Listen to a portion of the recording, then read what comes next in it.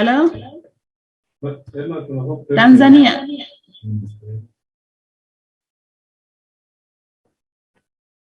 Nataka kuuliza kama oxygen.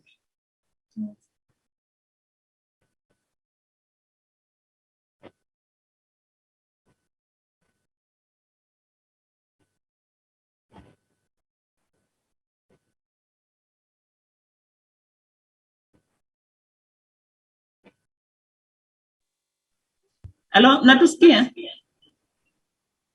Habari. Salama, habari zenu? Nzuri, habari ya Arusha. Salama kabisa, mnatusikia vizuri? Asante, na mimi nakusikia vizuri pia. Asante sana.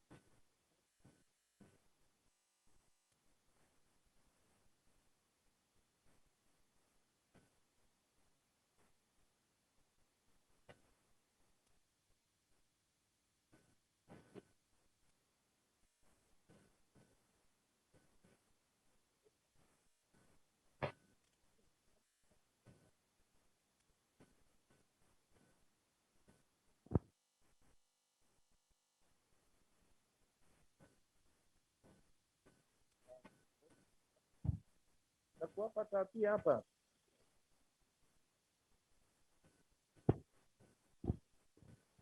Yaani haonekani full au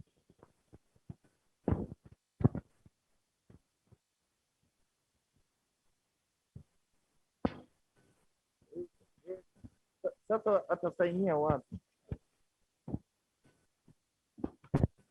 Naam? Sainia kule. Kwa hiyo kwa maana ya kuapa hapa. Sawa.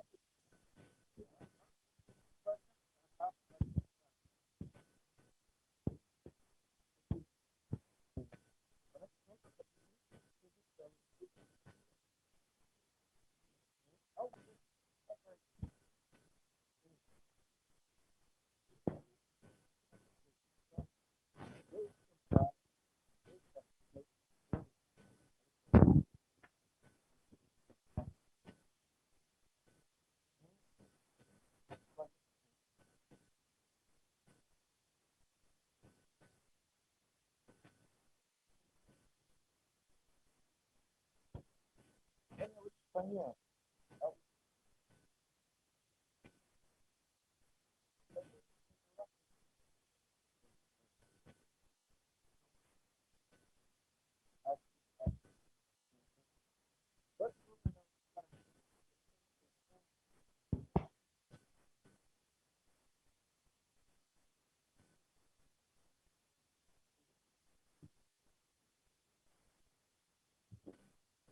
Au unataka kuzoom?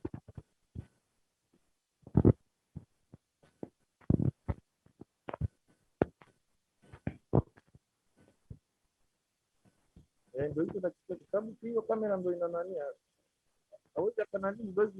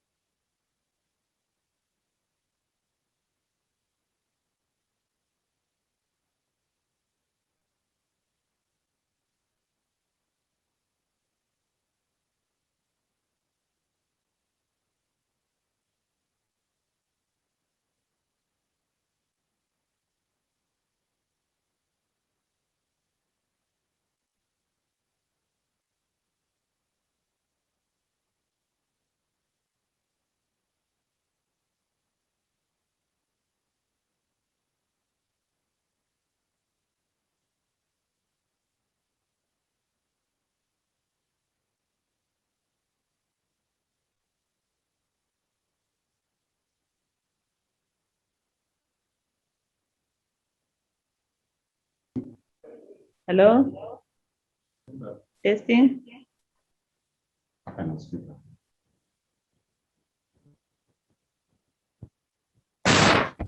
Hello, hello,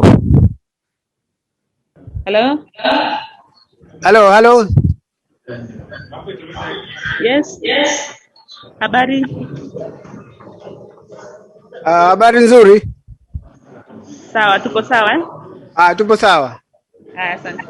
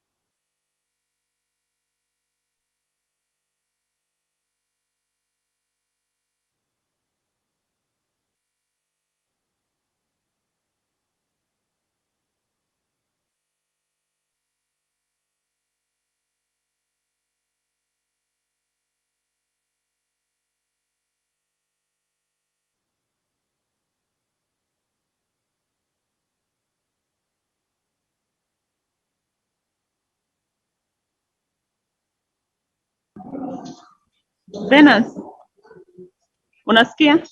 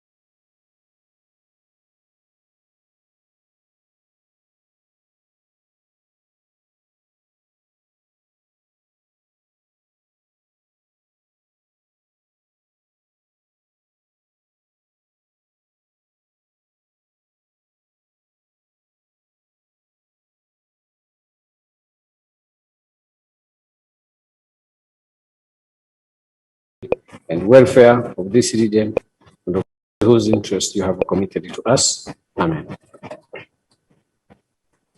And welfare of this region and of whose interest you have committed to us. Amen. And welfare of this region and of whose interest you have committed to us. Amen. And welfare of this region and of whose interest you have committed to us. Amen.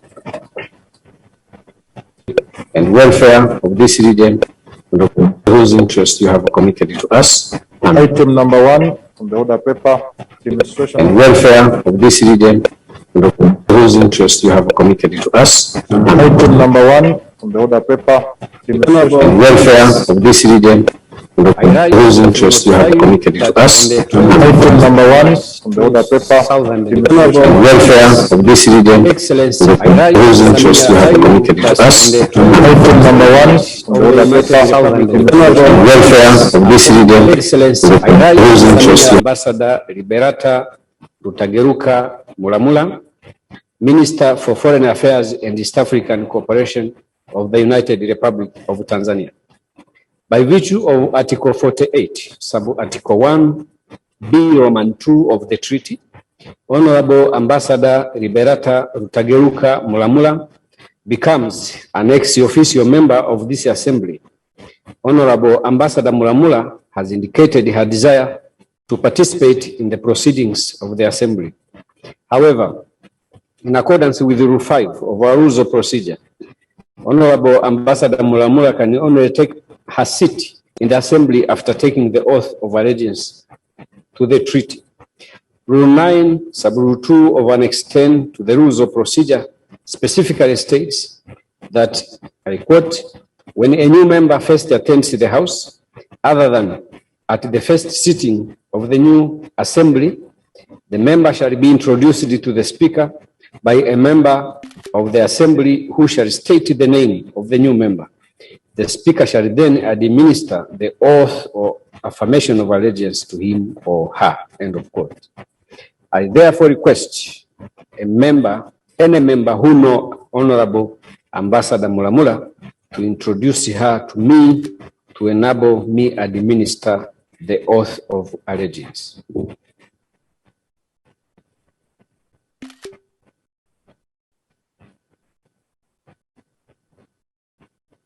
Members, Honorable, some members are participating virtually. Any member who knows? Yes, Honorable Pierre Claver. Yes, Honorable Ambassador Mulamula is being introduced to me by Honorable Pierre Claver, Rurakamvi. So, Honorable Mulamula, proceed with your, I hope you have been given the documents. If we may proceed.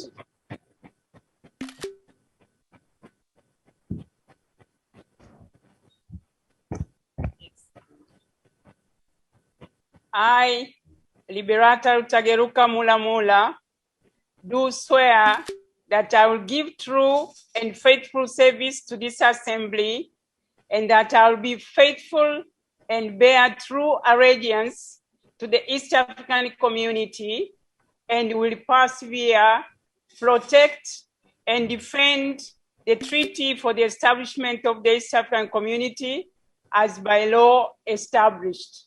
So help me God.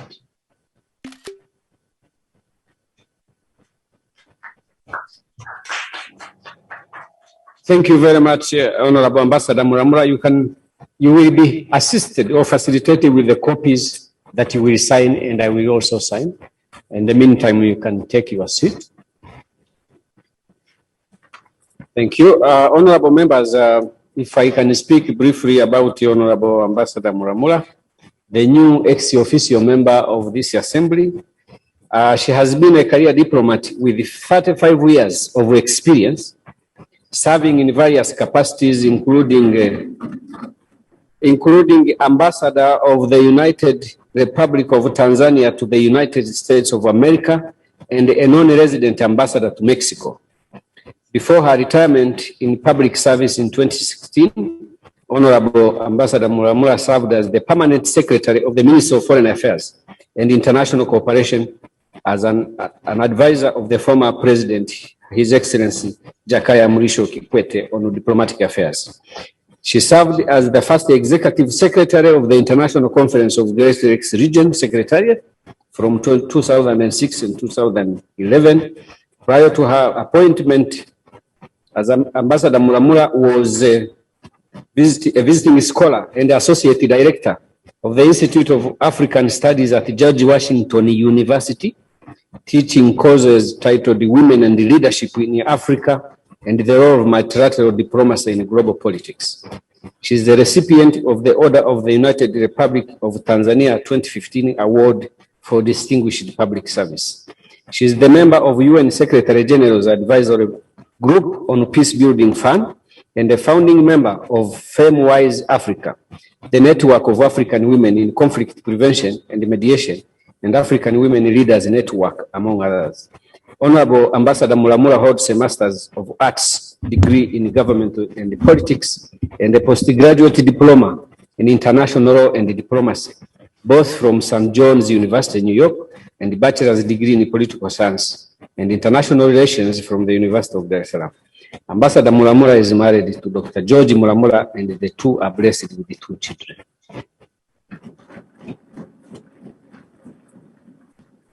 Thank you very much, Honorable Mulamula. It's an honor and a privilege to have you as one of our members. Your resume speaks for itself. This assembly will benefit greatly from your vast experience. And indeed, you started off very well even before you took the oath today. The members of this assembly is already feeling your positive presence.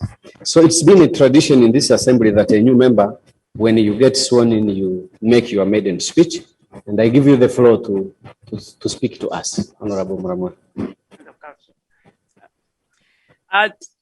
Thank you, the Right Honorable Mr. Martin Karoli Ngoga, Speaker of the East African Legislative Assembly, the Chairperson of the EAC Council of Ministers, honorable members of the East African Community Council of Ministers present, distinguished members of the East African Legislative Assembly, good afternoon. Honorable Speaker, I'm privileged and humbled to stand here today as an ex-official of this august House. Allow me to take this opportunity to congratulate you, Honorable Speaker, for your wise counsel and the manner you are steering this esteemed House. In the same vein, I wish to congratulate you, honorable members, on your election and the appointment by the respective houses to represent your beautiful countries in this legislative organ. Honorable Speaker, allow me also to congratulate the Right Honorable Rebecca Kadaga, the first Deputy Prime Minister of the Republic of Uganda and the Minister for East African Community Affairs, for taking oath as an ex-official member of the East African Legislative Assembly on 30th June 2021. Honorable Speaker, let me say, as I embark on a new journey to serve the people of the East African community, I wish to thank Her Excellency Samia Suluhu Hassan, President of the United Republic of Tanzania, for the confidence and trust she has placed in me by appointing me as a Minister for Foreign Affairs and East African Cooperation. The trust that has granted me the honor and privilege to be sworn in today to serve the East African family as an ex-official member of this assembly and work with you all, honorable members, for the good of the East African community. Honorable Speaker, honorable members, we are meeting at a time when our community and the entire world at large are facing COVID-19 pandemic that has caused human sufferings and crippled our economies. Its devastation to humanity calls for joint efforts among countries, regions, and global community to contain and address challenges brought by this pandemic. It is in this regard, I commend this Legislative Assembly for adapting to this new reality brought by COVID-19 and keeps business going. As we have already demonstrated in conducting businesses in this House, our zeal and constancy in upholding and defending the laws that contribute to the attainment of the objectives of the community are very critical if we want to ensure the continuity of the excellent work we are doing in the best interests of the citizens of the East African community. Honorable Speaker, it's against this backdrop that I wish to urge my fellow members to keep the good work you are doing as the legislative organ of the community. The trust bestowed on this House by the people of the East African community requires us to work for the prosperous, competitive, secure, stable, and politically united East Africa. These aspirations can only be achieved if we members of this House are working together as one.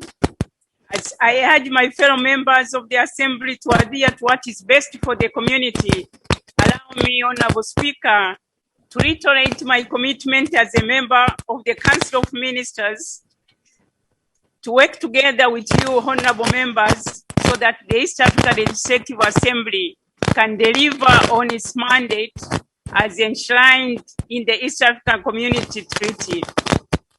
As I conclude my submission, Honorable Speaker, honorable members, I wish to once again to assure this Assembly that the United Republic of Tanzania will uphold its commitment to the East African community integration process. Right Honorable Speaker, Chairperson of the East Africa Council of Ministers, members of the Council, and members of the Assembly, I wish to thank you for your kind attention. And before I end, I would like to greet my fellow Tanzanians and members of this Legislative Assembly katika jina la Jamhuri ya Muungano wa Tanzania na wasalimia. Asanteni sana. Asanteni sana. Thank you very much, Honorable Ambassador. Everyone has responded. Kazi iendelee. Congratulations and you are most welcome to EALA. Asante sana. Item number 2 on the order paper, communication from the chair. Honorable members, I want to make a few communications. First of all is to introduce the visitors we have in the house today. Visitors that have been invited by Honorable Dr. Woda Jeremiah. They are children, actually. They are her kids, her children. We have Jeremiah Mekalile Benjamin. We have Alec Mekalile Benjamin and Joshua Mekalile Benjamin. Thank you very much for coming here to visit your mom and to visit us as well. You are most welcome. Honorable members, I also wanted to introduce the family of our former colleague, the late Honorable Matthias Kasamba, who are also here. These are Mrs. Christine Kasamba Nalongo,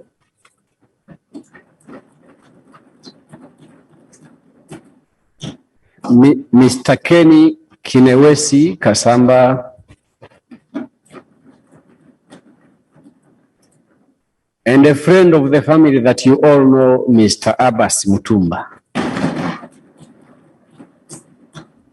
So the family of late Kasamba is here. They have come to my office. I have spoken to them, and they are gracing us with their presence in the gallery. And they have handed a letter to me that I need to read to you, because it is your letter through me. It reads, appreciation from Honorable Matthias Kasamba's family. Greetings from the family of the late Honorable Matthias Kasamba and the people of Kakuto.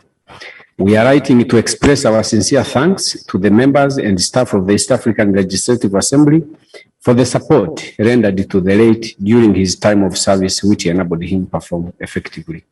We are grateful for the assistance extended by the East African Legislative Assembly to our family during his sickness, subsequent death, and the guidance in the processing of the late Honorable Matthias Kasamba's terminal benefits through Miss Emily Okema.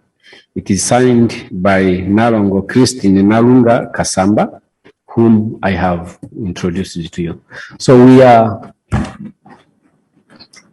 grateful for your presence, and we will continue to condole with you as a family. We know you are still struggling with that big loss, but it was also a big loss to us, and we thank you for coming here. Those colleagues who couldn't make it to your place for the burial of our late colleague will have an opportunity to meet you and say a word to you. So thank you very much. I also want to make one final announcement to honorable colleagues. The accounts committee has been sitting, they have been doing some work, very important work. But these past few days we were so busy with the budget. This report from the accounts committee is basically ready, but a few things that we need to work on. We decided when I spoke to the council chair, who seriously wanted that we lay the report today, and we agreed that we shall have the report laid in the next plenary. But the committee has done their work. So thank you very much, members of the committee. And some administrative issues that were pending for the committee and the accounts committee and the GP, I think at the end of the plenary, you can go meet those people who are concerned and get them sorted out. Thank you very much. Honorable Mbide. Yes, thank you, Right Honorable Speaker. I rise under Rule 40 and Rule 33 for the sole purpose, Right Honorable Speaker. I would have reason to move a motion, but I am rising not to do so. Instead, Right Honorable Speaker, under Rule 40, I'm making a personal explanation, and consequently withdraw this motion to the extent that it will be filed as amended any other time as and when it becomes practicable, Right Honorable Speaker. Right Honorable Speaker, the sole purpose of this activity is to take care of the changed state of affairs to begin with. And majorly, the consultations I've held with you, Right Honorable Speaker, and all the other organ heads that you have made sure I meet personally, together with my co-movers of this motion, the sensibilities of the members, however, indicating, Right Honorable Speaker, that for purposes of maintaining proper intent in terms of implementing the proper procedure pursuant to the decision that was taken by council, we can hold on. But I have the following to raise on the Right Honorable Speaker. At all times, let the members know that the only and the best person is to defend the sacrosanct nature of the assembly are the members. It is our job. And this is a job that we must do, irrespective of whether there is a benefit or the contrary. Two, the motion is not a personal motion for us, the movers. This is intended to provide the best way forward for this assembly. Today, tomorrow, for us, for the Jeremiahs, and for those yet unborn. This is what we stand for here, Right Honorable members. Now, Right Honorable Speaker, we are very grateful. Let me take this opportunity to thank, first, you, Right Honorable Speaker, for the relentless efforts you have administered for the achievement of the partial clearance of the problems of the assembly. I am also happy that I'm standing when we have just sworn in our able minister from the Republic of Tanzania. I will make this statement when the minister is still in the house.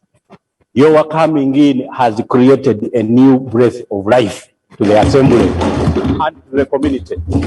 Right, Honorable Speaker, I felt I had to make this statement. I don't know why we missed you. In fact, why don't you even remain permanent as a member ex officio of this assembly? What I have been looking for a proper Kiswahili word to use. What you brought, what your was, the down kick spirit, the determination. Because in English I am better. We refer to it as the determination, the down kick spirit that the Honorable Minister brought for purposes of taking decisions that generate further harmony and better procedure and the interrelationship between the Assembly and the Council. That is what you brought, Right Honorable Speaker. That is what our able Her Excellency, the Ambassador, brought. And we thank you. We even thank God and Mama for having appointed you as such.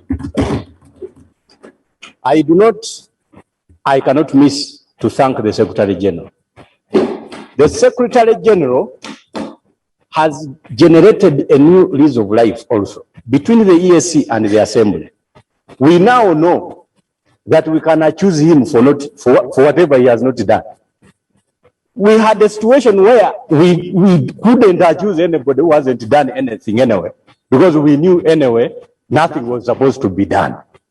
So we thank the Secretary General because he has been our ardent advocate as the Assembly before Council, where we don't sit. Right, Honorable Speaker, the decisions that hurt the Assembly are taken by organs where we don't sit.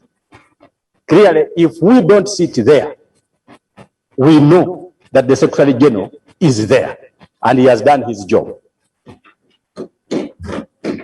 Part of those that sit with him, however, include the clerk.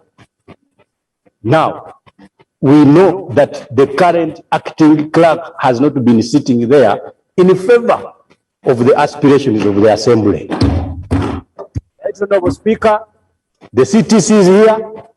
This Assembly took a decision against that clerk. Up to today, no investigations have been conducted. At least if they were under the rules, he would be on suspension now. It is getting to 2 months and the CTC is here. Please, CTC, don't destroy the working methods of the current Secretary General. Advise properly and we work as the Assembly. This must be done. And finally, Right Honorable Speaker, these are the administrative considerations that we think should be taken, because the work of the Secretary General includes, among others, to manage all stakeholder dynamics within the EAC. We are a component part as the Assembly. If we do not work properly and we work with people who only merely caricature and discombobulate the procedure of the House, in my opinion, Right Honorable Speaker, we are heading for doomsday. Yet we now have the best team in terms of ministers, the best team in terms of the Secretary General, the best team in terms of our Speaker and the members of the Assembly. Let that which is the problem, let that which is the problem, Right Honorable Speaker, be addressed. We cannot limp at a very fast rate when we have all the legs. I beg to pray that, Right Honorable Speaker, we stand having withdrawn this motion, but we shall file it with amendments, because what Council did was only partial fulfillment. We do not know why anybody could have paid for 2 weeks instead of the 3 that we sat for 4 sessions instead of the 6. For everything they paid, that was admission of liability. And if we go to court, we will win. But for now, I am going to organize with the co-movers. We are going to write to the Secretary General, through you, Right Honorable Speaker, and raise all the legal issues available, implying that we still request Council to sit and deliberate on those remaining issues. to the extent that if that is not done, then in the next session, Right Honorable Speaker, we shall have the same motion refiled for better movement. I thank you very much, Right Honorable Speaker. All right. Thank you very much. And thank you most particularly for using the language everyone can understand. Okay, except the intent, that one I need to check. Thank you. Item number 3 on the papers. Chairperson, Committee on Legal Rules and Privileges, Honorable Kennedy Mukulia. Thank you so much, Right Honorable Speaker. I beg to lay on the table the report of the Committee on the Oversight Activity on the Development of the Legal Sector in the AEC. I beg to lay.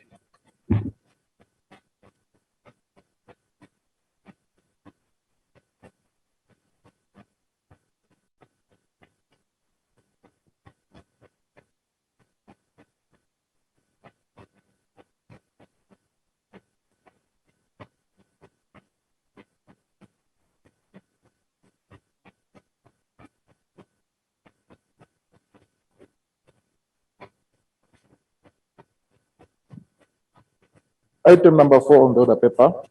Report of the Committee on Legal Rules and Privileges on the oversight activity on the development of legal sector in the East African community. By way of motion. Chairperson, Committee on Legal Rules and Privileges.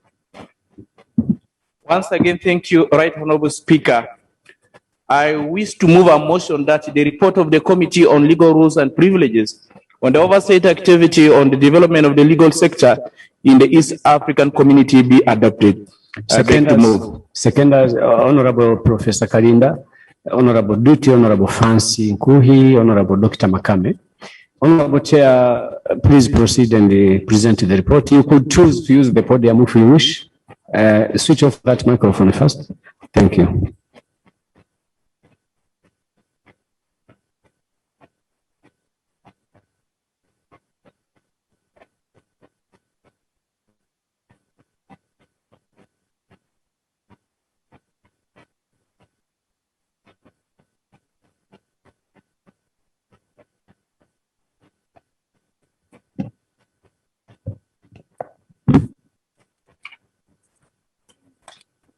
Thank you so much, Right Honorable Speaker and members. Let me begin reading this report from page 3.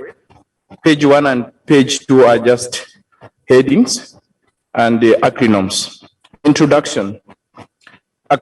Article 49(2)(e) of the Treaty for the Establishment of the East African Community empowers the East African Legislative Assembly to establish its committees for the purpose of carrying out its functions. The Assembly, under Rule 80 of the Rules of Procedure, established 6 standing committees. One of them is the Committee on Legal Rules and Privileges. According to Rule 3 of Rule 80, members serve the committee for a period of 2.5 years.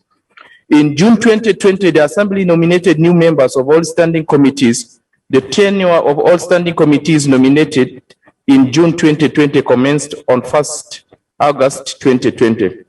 However, due to delay in the passing of the EAC budget for the financial year 2020-2021, the activities of the Assembly for 2020-2021 financial year commenced in October 2020.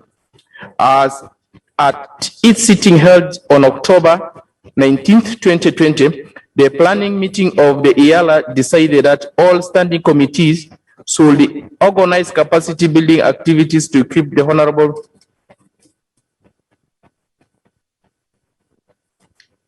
honorable members, I think this report seems to be a different one. Yes. So who served you the different reports?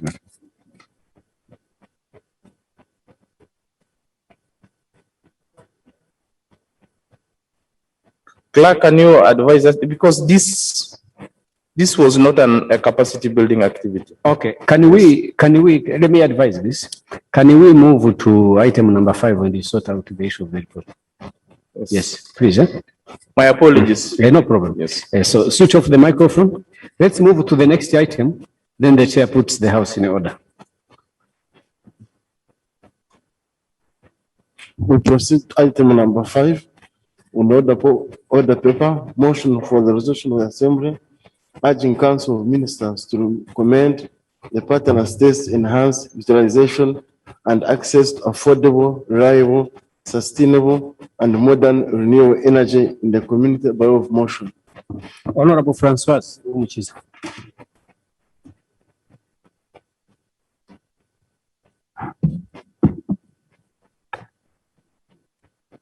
Thank you, Mr. Speaker. I beg to move a motion that the Assembly do resolve to urge the Council of Ministers to recommend the partner states to enhance utilization and access to affordable, reliable, sustainable, and modern renewable energy in the community.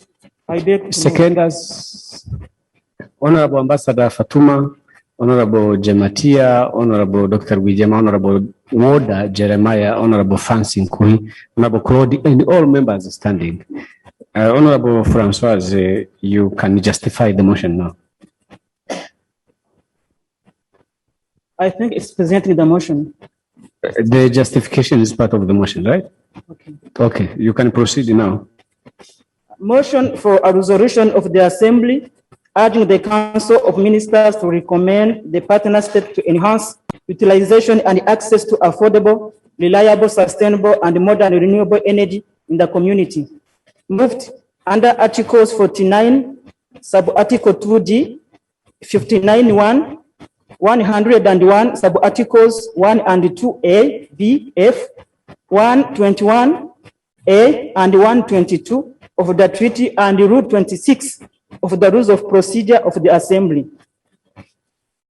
Mr. Speaker, whereas under Articles 101 of the Treaty, the partner states undertook to adopt policies and mechanisms to promote the efficient exploitation, development, joint research, and utilization of various energy resources available within the region, and to promote the utilization of new and renewable energy sources. And whereas the cooperation of the partner states in energy is supported by the commitment of the partner states to supply affordable energy to the people of the community, while recognizing the protection of the environment as provided for by Chapter 19 of the treaty, recalling the aspiration of the community as expressed in the EAC Vision 2050 to ensure sustainable, adequate, affordable, competitive, secure, and reliable supply of energy to meet regional needs at the least cost, while protecting and conserving the environment in line with the Sustainable Development Goals. Mindful that the 6th EAC Development Strategy for financial years 2021-2022 to 2025-2026 includes access to clean energy as one of the strategic development objectives of the community for the next 5 years, noting with pride that the community is endowed with a vast amount of renewable energy resources, including significant wind and solar energy, organic waste for sisal production, sawdust from lumber mills, and byproducts from tea and coffee, which can be harnessed for generation of renewable energy throughout the community. Grateful to the Council of Ministers for establishing the East African Center of Excellence for Renewable Energy and Energy Efficiency, EACREE, with the overriding objective of contributing towards increased access to modern, affordable, and reliable energy services, energy security, and mitigation of negative externalities of the energy system, local pollution, and emissions by creating an enabling environment for renewable energy and energy efficiency, markets, and investments. Aware that EAC Secretariat and the East African Center of Excellence for Renewable Energy and Energy Efficiency are committed to developing and implementing a coherent regional renewable energy and energy efficiency policy framework for the community and facilitate its implementation at national levels by developing and executing regional programs and project with the other partners and mobilizing funding, creating synergies with ongoing community programs, and operate as a key entry point for the implementation of international funding to mitigate climate change in their energy sector. Concerned that biomass, including charcoal, wood, and crop residues, biofuel or waste, remains the dominant cooking and heating fuel in the community, with alarming figures of over 75% of renewable energy as a percentage of final energy consumption in 5 of the partner states, with the exception of South Sudan, which has a low percentage of 30%. Further concerned that the heavy reliance on these traditional solid fuels, such as wood and charcoal, especially for household cooking and heating, particularly affect women and girls, especially those who live in rural areas where they devote substantial portions of their working time and energy to maintenance of tasks of family, such as collecting firewood and cooking, cleaning of utensils, blackened by soot that are considered the domestic tasks and which reduce the capacity of women and girls to be productive in other areas. Conscious that Article 121 of the treaty recognizes the significant contribution of women in socio-economic development, and that it is impossible to implement effective programs for the economic and social development of the community without the full participation of women. Recognizing that the sustainable development of the community requires concerted efforts and creative solutions by the public and the private sector, and the essential role of the private sector as a provider of capital and driver of innovation. Recalling the resolution of the 138th Assembly of the Interparliamentary Union of March 2018 relating to renewable energy, among others, to engage the private sector in implementing the sustainable development goals, especially on renewable energy.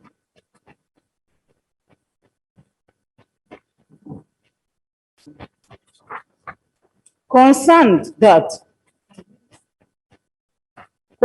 that it's necessary and urgent for the community to harness the vast potential and resources on renewable energy existing abundantly within the community, and to reduce the heavy reliance on traditional solid fuels such as wood and charcoal, especially for household cooking and heating, and its adverse and disproportionate effects on women and girls.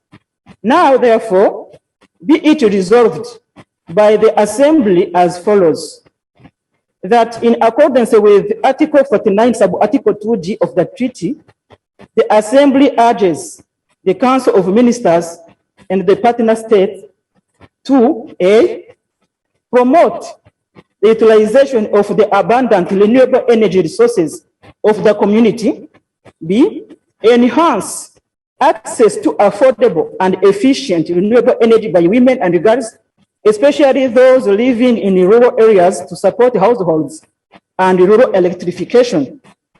C, engage and facilitate the private sector through public-private partnerships in the exploitation and supply of modern, sustainable energy solutions for the community. D, enhance the economic empowerment of women by engaging them in existing renewable energy income-generating projects.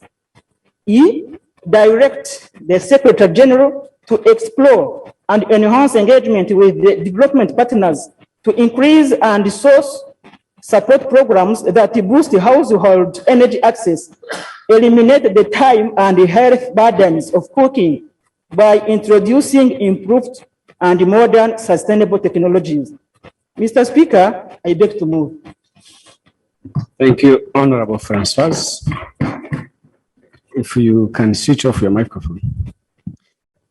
Honorable members, the motion on the floor is that this assembly do resolve to urge the Council of Ministers to recommend to the partner states to enhance utilization and access to affordable, reliable, sustainable, and modern renewable energy in the community. Debate is open. Honorable Ambassador Fatuma, Honorable Alak, Honorable Oda Gasinzigwa, Honorable Dr. Woda Jeremiah, Honorable Engineer Mnya, Honorable Pamela Masai. Procedure. Yes, Honorable Francis. Yeah, thank you, Mr. Speaker, sir. I would like to request that the seconder of this motion comes first. Who is the seconder? Honorable Engineer Mnya. Yes, that is the procedure. Thank you very much. So, Honorable Ambassador Fatuma will come after you. Proceed, Honorable Engineer Mnya. Thank you very much, Honorable Speaker, for having this opportunity. I do stand definitely to support this motion.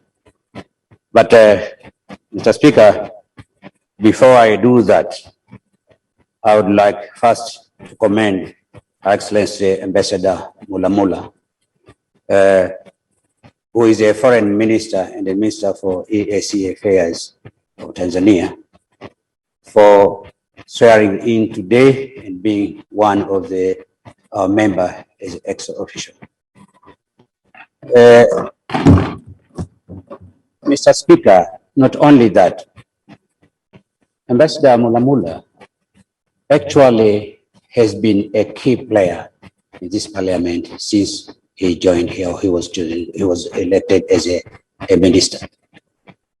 He has managed to unlock the locked materials or the locked affairs of this community. And now, at least members of this assembly, they were actually paralyzed. But today, they have gained energy, at least for 50%, because of Ambassador Mulamula. So I really appreciate and thank Honorable Mulamula and commend, and we really need her in this assembly most of the time, if not herself, but her assistants. Mr. Speaker, the mover of the motion is talking about renewable energy.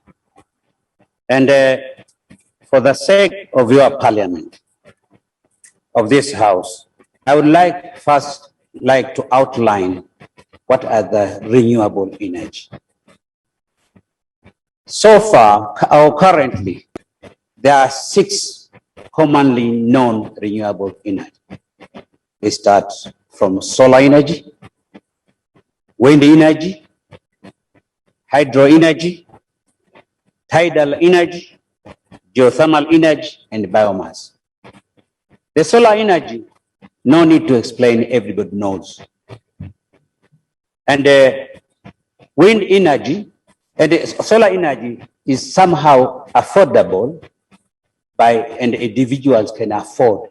And at least for the small power, somebody or people can manage the heating, water heater heating, and the lighting in the house and some other small things. The wind energy is also one of the renewable energy, but it has some difficulties and needs highest capital investment. But if you manage, the wind energy is also a renewable energy and is cheaper energy. So far in the world, the highest wind energy or the biggest is in Denmark, is about 3 megawatt plants. But definitely the wind depends. Sometimes there is a high wind, sometimes there is a low wind. So the difficulty of the wind energy, it needs a big feedback system from the grid. That's the only difficulty. And a majority individuals or villagers, not many who can able for the investment of wind energy. Next to that, there is hydro energy. Hydro energy, the big hydropower in the world, they are also subjected with environmental issues. But there are many hydro energy which can help villagers.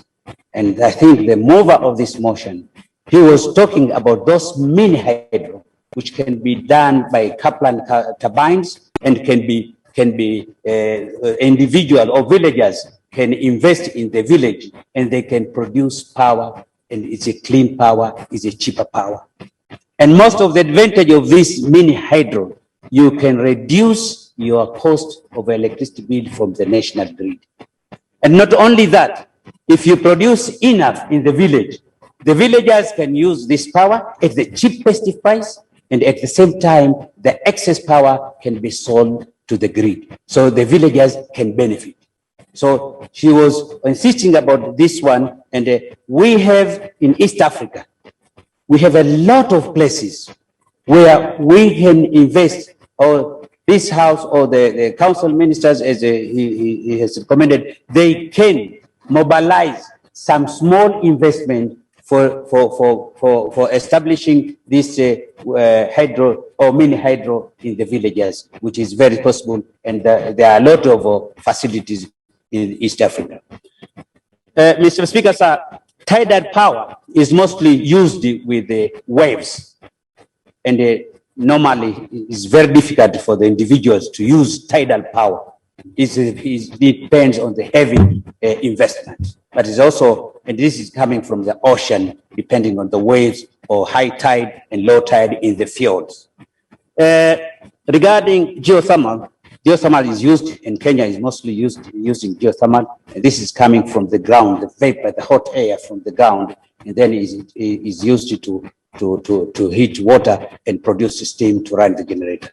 And the biomass is also normally used, this is coming from the West, and it's possible also for the individuals to use this waste to produce a biomass. Mr. Speaker, apart of mentioning those mostly commonly 6 types of renewable energy, today in the world, natural gas is a clean option, and it is known, natural gas is a clean option than any other fossil fuels today in the world. And actually it is cheaper, and today it is termed as renewable energy also. Because of cleanliness, because of cheapness in the world, natural gas is also termed as renewable energy. Now, having said so, that in East Africa, Tanzania is rich of natural gas. And yet, we have not consumed or we have not utilized within the region.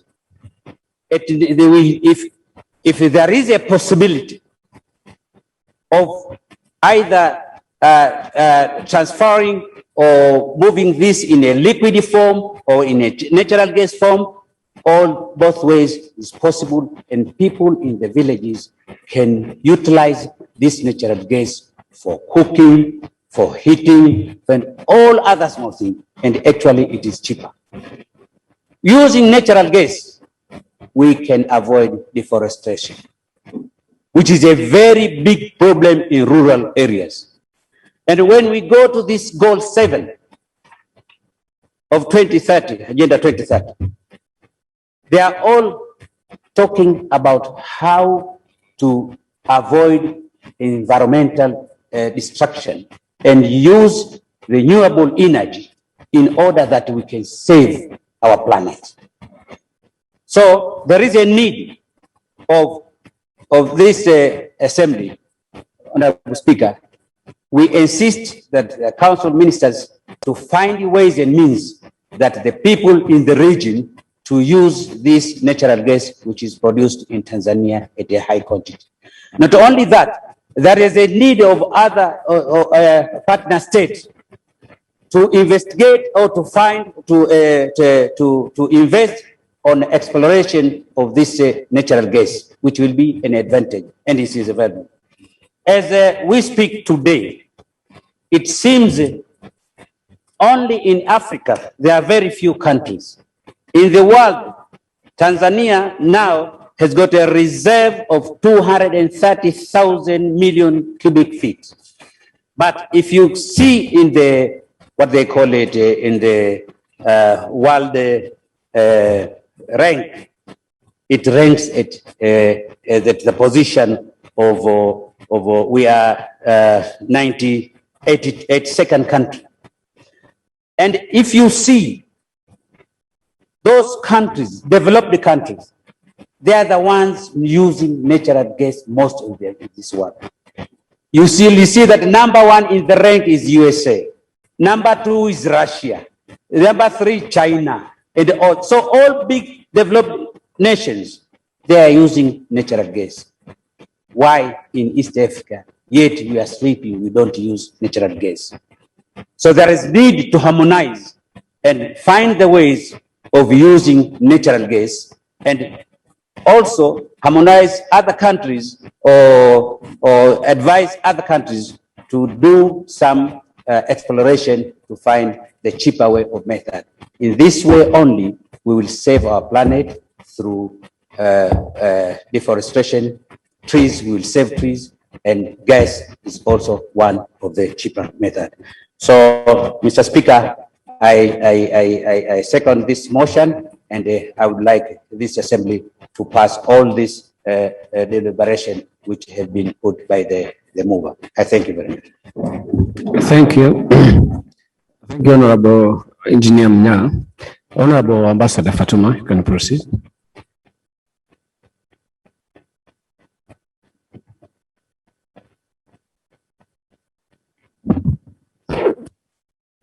Thank you, Right Honorable Speaker, for giving me the opportunity to contribute to this important motion. At the outset, I would like to congratulate Her Excellency Liberata Muramura, the Minister of the United Republic of Tanzania responsible for Foreign Affairs and International Cooperation, and the new EALA ex-official. We congratulate you for being sworn in. But we also congratulate you and also Her Excellency, the President, Mama Samia Suluhu, for appointing you. You are the right person in the right place at the right time. We really thank you. And we know with your vast experience, both in diplomacy, in peace building, as a politician, as someone who knows this region, you are going to be a great asset to this community. Right Honorable Speaker, I would also like to congratulate Honorable Francoise for a very timely motion, a motion urging the Council of Ministers to recommend to partner states to enhance utilization and access to affordable, reliable, sustainable, and modern renewable energy in the community.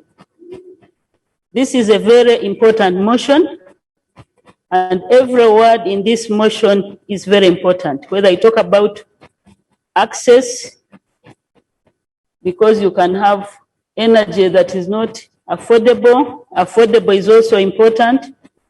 Reliability, modern, but more important, sustainable.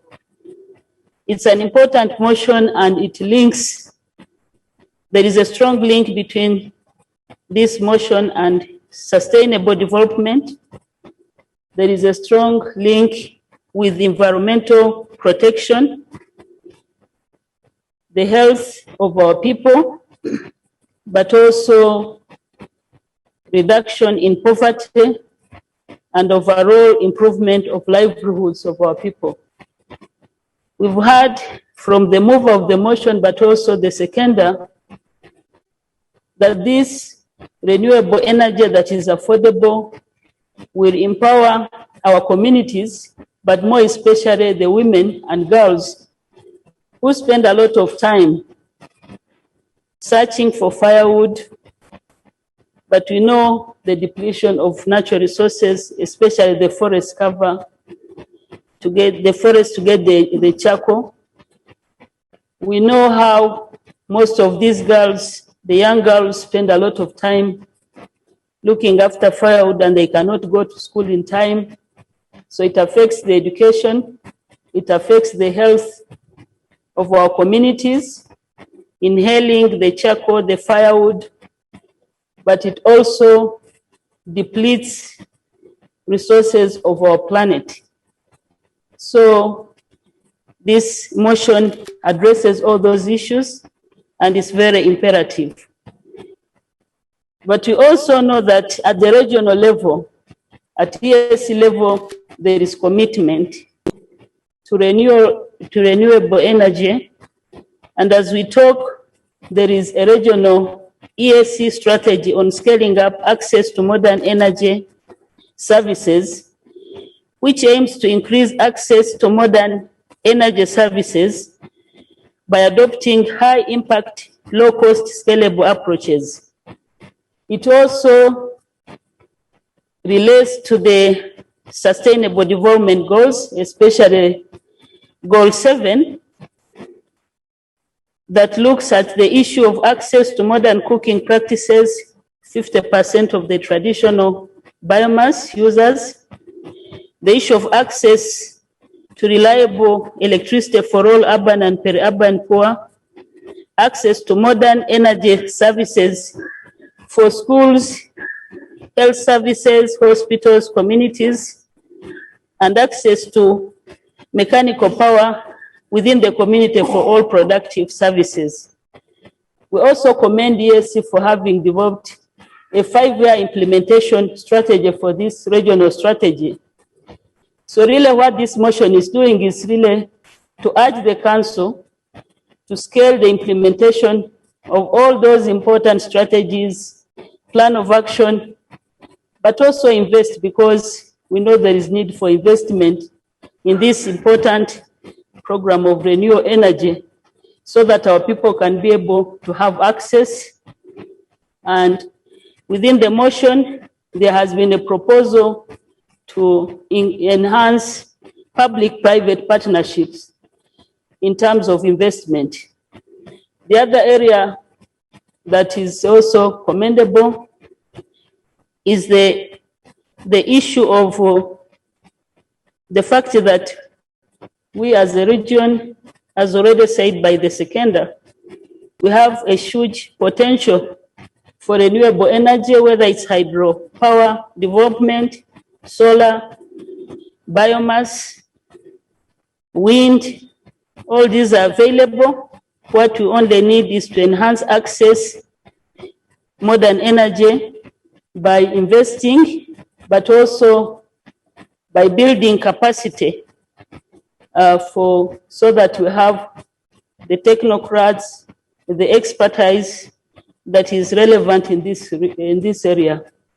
And finally, Right Honorable Speaker, we also know that as a region, not every country probably can afford to have renewable energy projects, but where we have countries that have a greater capacity, there is need also to share these resources. As we speak, we know that this country, United Republic of Tanzania, they are developing a big hydroelectric power project called the Mwalimu Nyerere hydroelectric power. It's going to generate a lot of power, not only for this country. At Rusumo, there is also another power project. So I think there is also need strategically as a region to see how we can share the abundant resources so that each and every member of our community can be able to have access and affordable, reliable energy. So with that, Right Honorable Speaker, I support the motion and urge the council to take up the recommendations within this motion. Thank you very much. Thank you, Honorable Ambassador Fatuma. Now, Honorable Alak.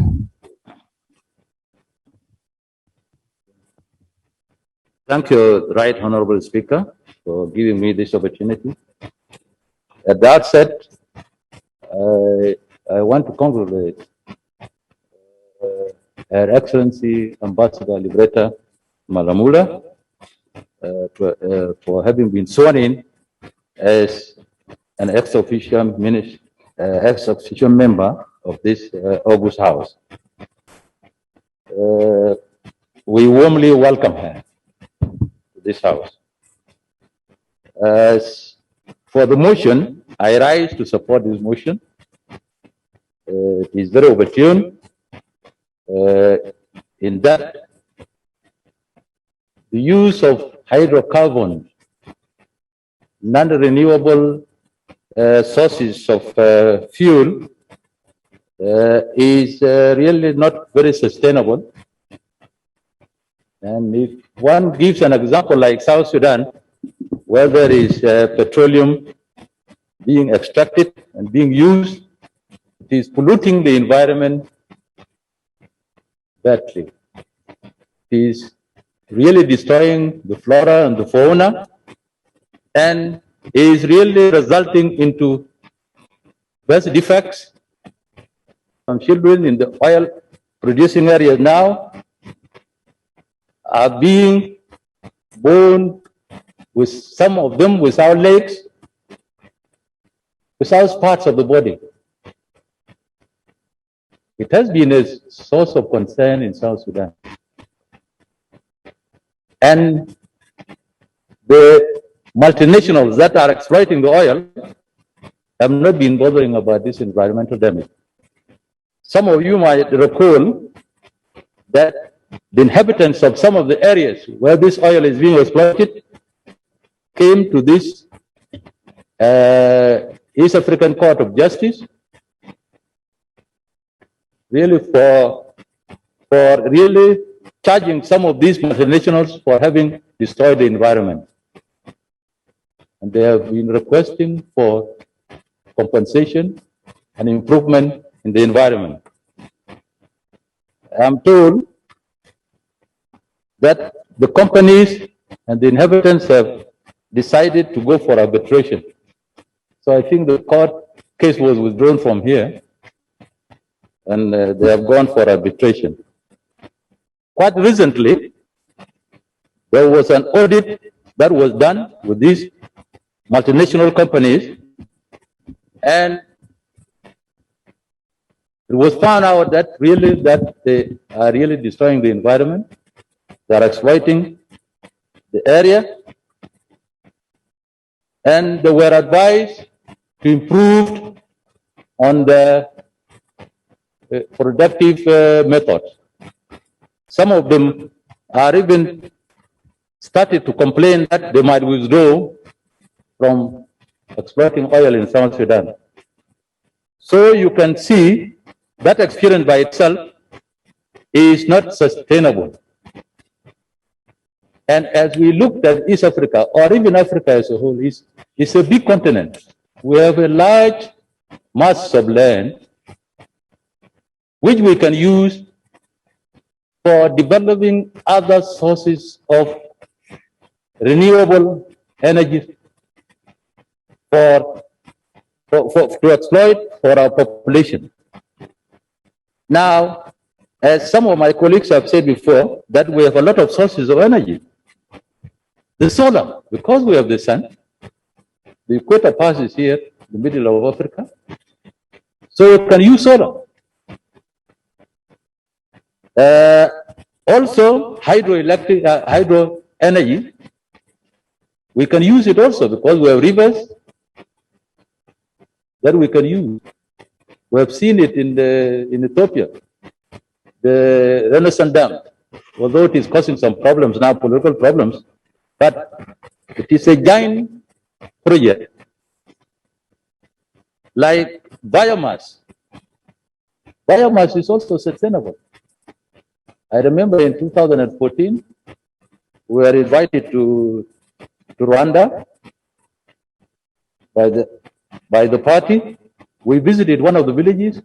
So when I got a family who had one cow at first, they were given a cow, but they used the milk of that cow economically. In the morning they would go and sell the milk. In the evening they use the milk. So they bought another cow. Now, in that household, World Vision came and introduced a solar power. So they had a lighting.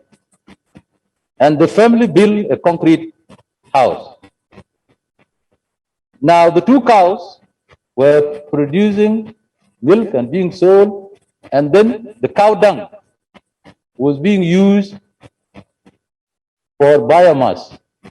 So you'll find that the lady in the house was cooking from the fuel from the biomass. The manure was used in the banana farm. So you can see this is very economical and sustainable. We have a lot of it. Even in Uganda, they are talking of cassava. They are talking of the stock from bananas. So you find we have a lot of sources of renewable energy. So we don't wait in some of the countries where oil has not been found. We don't wait for oil and gas because they are very destructive. And particularly when the generation that is exploiting that non-renewable source like petroleum, they will consume all the money. And when it finishes, the next generations will not be able to get anything. In some of the developed countries like Norway, what they do that they put money aside for future generations.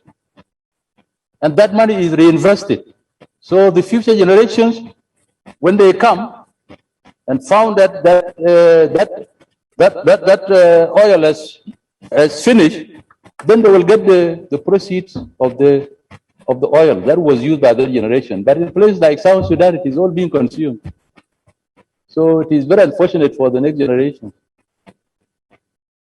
It is a pity. I one time said in the parliament there in Juba, when I was in the party, I say, what kind of people are you to consume all the oil money? When this oil finishes and our grandchildren find out that there is no oil anymore and we'll consume it, they will be kicking on our graves. They will not be putting flowers. Because why should this generation consume all this when they knew that it's not renewable?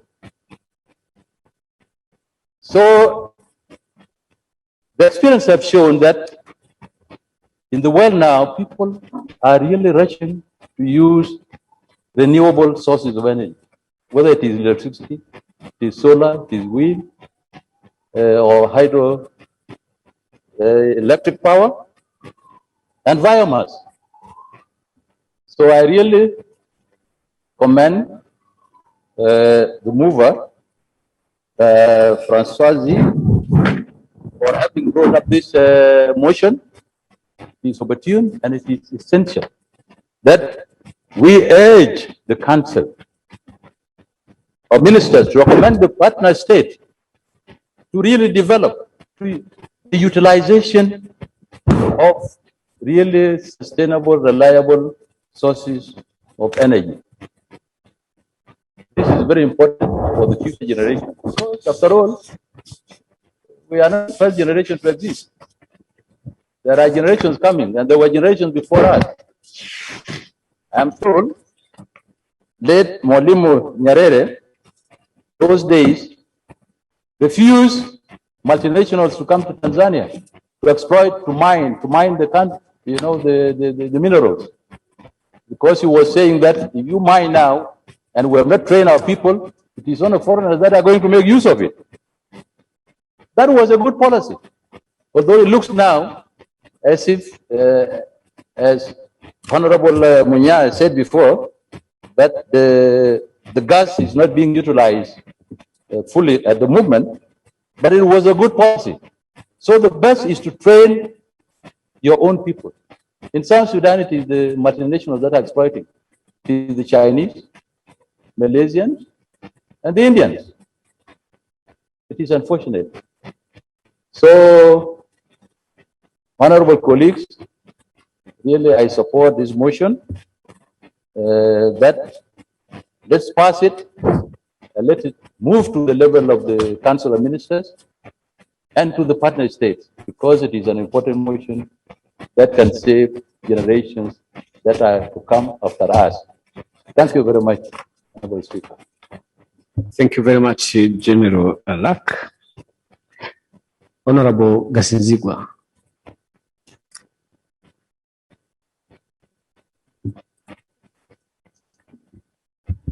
Thank you so much, Right Honorable Speaker, for the opportunity. I also want to add my voice by congratulating Her Excellency Ambassador Liberata Rutageruka Mulamula for being appointed into this important post, and I congratulate her for swearing today, and I welcome her in this assembly. Right Honorable Speaker, I'm happy today that Ambassador Mulamula is going to be with us. I would assure you, Right Honorable Speaker, and my colleagues, I had an opportunity to work under her leadership when she was at the International Conference on Great Lakes region. I know her capacity. I know her character of involving everyone, even for us who are very young and at the lower level of decision making by then. But I can assure you that I learned a lot. She's one of our pioneers in gender promotion, and I'm happy today, as she's with us, we have two motions talking about empowering women, but of course I know that she's also for inclusiveness, and boys and men are part of gender promotion. So I just wanted to say I'm happy and I welcome her, and I'm sure that it's a new blood in this assembly which is going to help us. She's going to help us in moving this assembly forward. Right Honorable Speaker, I also want to thank Honorable Francoise for bringing in this important motion. And I want to thank also Honorable Mia for seconding this. This shows how this motion is gender sensitive. Honorable Francois, thank you so much for choosing Honorable Mia and the way he had really analyzed and educated us on the issue of renewable energy. Right Honorable Speaker, this motion is important in many aspects.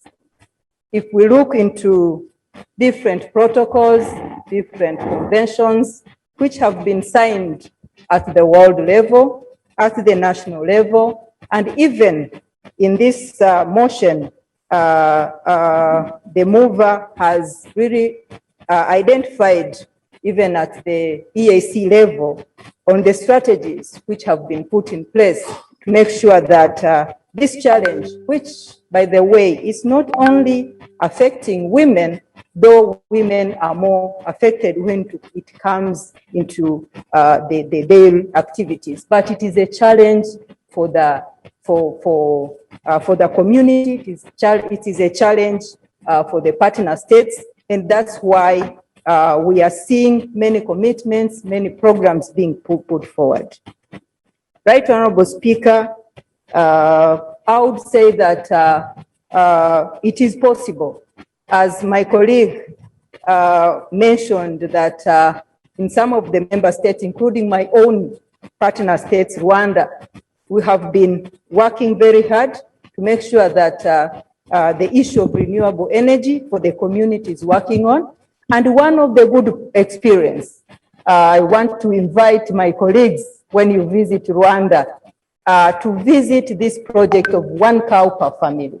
This is a very comprehensive project which really tackles to poverty, helps in education, helps in health, but at the same time helps our women, our rural women, in issues of renewable energy.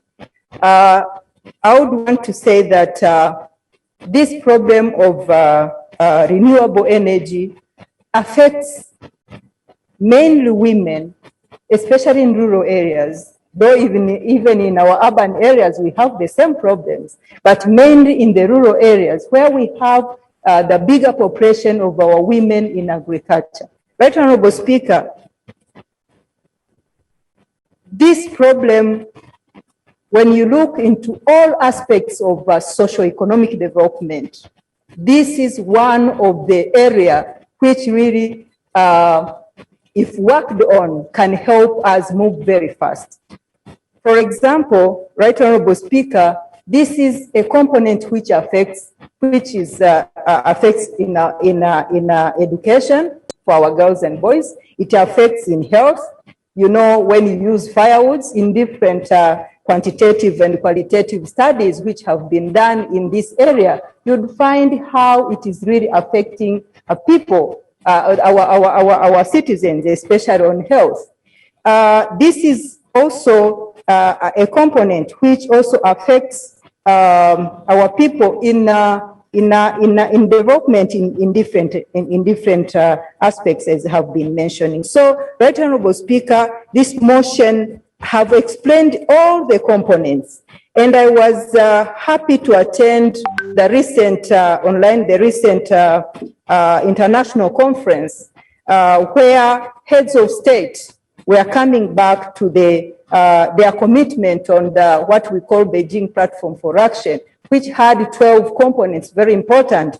And this renewable energy being one of the cross-cutting factors, as I have been mentioning. And they are now recommitting again into how the world can change the perspective in moving forward towards technology. And this is one of the components which I think we should be looking at if we really need to move the agenda of development of our community and the world at large.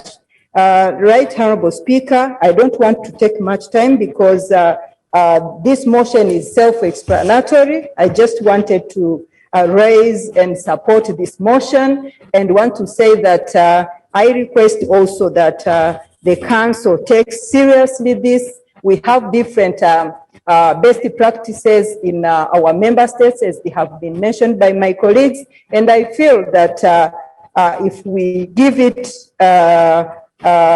if the council takes into consideration this motion, then it will help us support the women in particular, but at the same time, the community at large. I support the motion and request my colleagues to support the motion. I submit right on this. Thank you, Honorable Gasinzigwa. Order. Honorable, you know, I had picked the list, so can you relax? I finish the list, then I pick another one. It's better that way. So it is Honorable Dr. Woda, then Honorable Pamela, then I will pick another list after those two. Thank you very much, Right Honorable Speaker, for giving me this opportunity.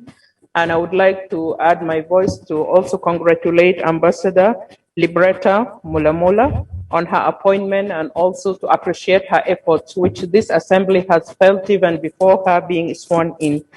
Honorable Speaker, I rise to support this motion, which is very important, and it's self-explanatory, and the mover has really touched many things, but I want to add also my voice and my comment.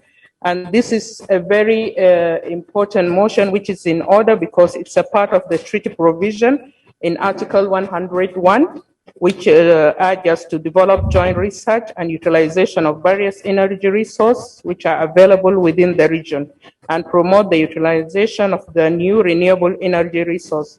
Right, Honorable Speaker, most of our communities really are suffering to get sources of energy which are not harmful, and most of them are really harmful to the health of the women and the girls and everyone who are using them.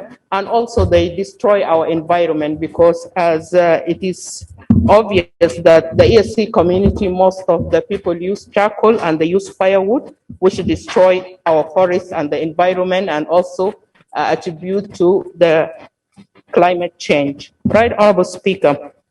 I remember that when I was a student in my postgraduate studies in India, some of my colleagues, and that was 2002, some of my colleagues were using the cow dungs to produce gas. And that was a very simple procedure, which by the villagers also can use it. So, right, Honorable Speaker, I will not speak much. I just want to urge the Council of Ministers and urge also our partner states and the Secretariat so that they can promote such type of research, which really can enable our communities and the villagers and people who are not able to get the very expensive kind of energy to use such energies. Right, Honorable Speaker, I beg to support the motion. Thank you, Honorable Dr. Woda. Honorable Pamela. Honorable Dr. Woda, your microphone is still on. Thank you. Thank you, Mr. Speaker, for giving me also an opportunity to contribute to this good motion. And before I start the contribution, I would like to join also my colleague to congratulate our new member, an ex-official member and Ambassador Mama Mula Mula, for her sonning today. She's warmly welcomed. And just for the information that this house has the women caucus, and we are expecting to be with her in our caucus because we know now we have two big women who are on top of us, and they will assist us to push for some of our agendas.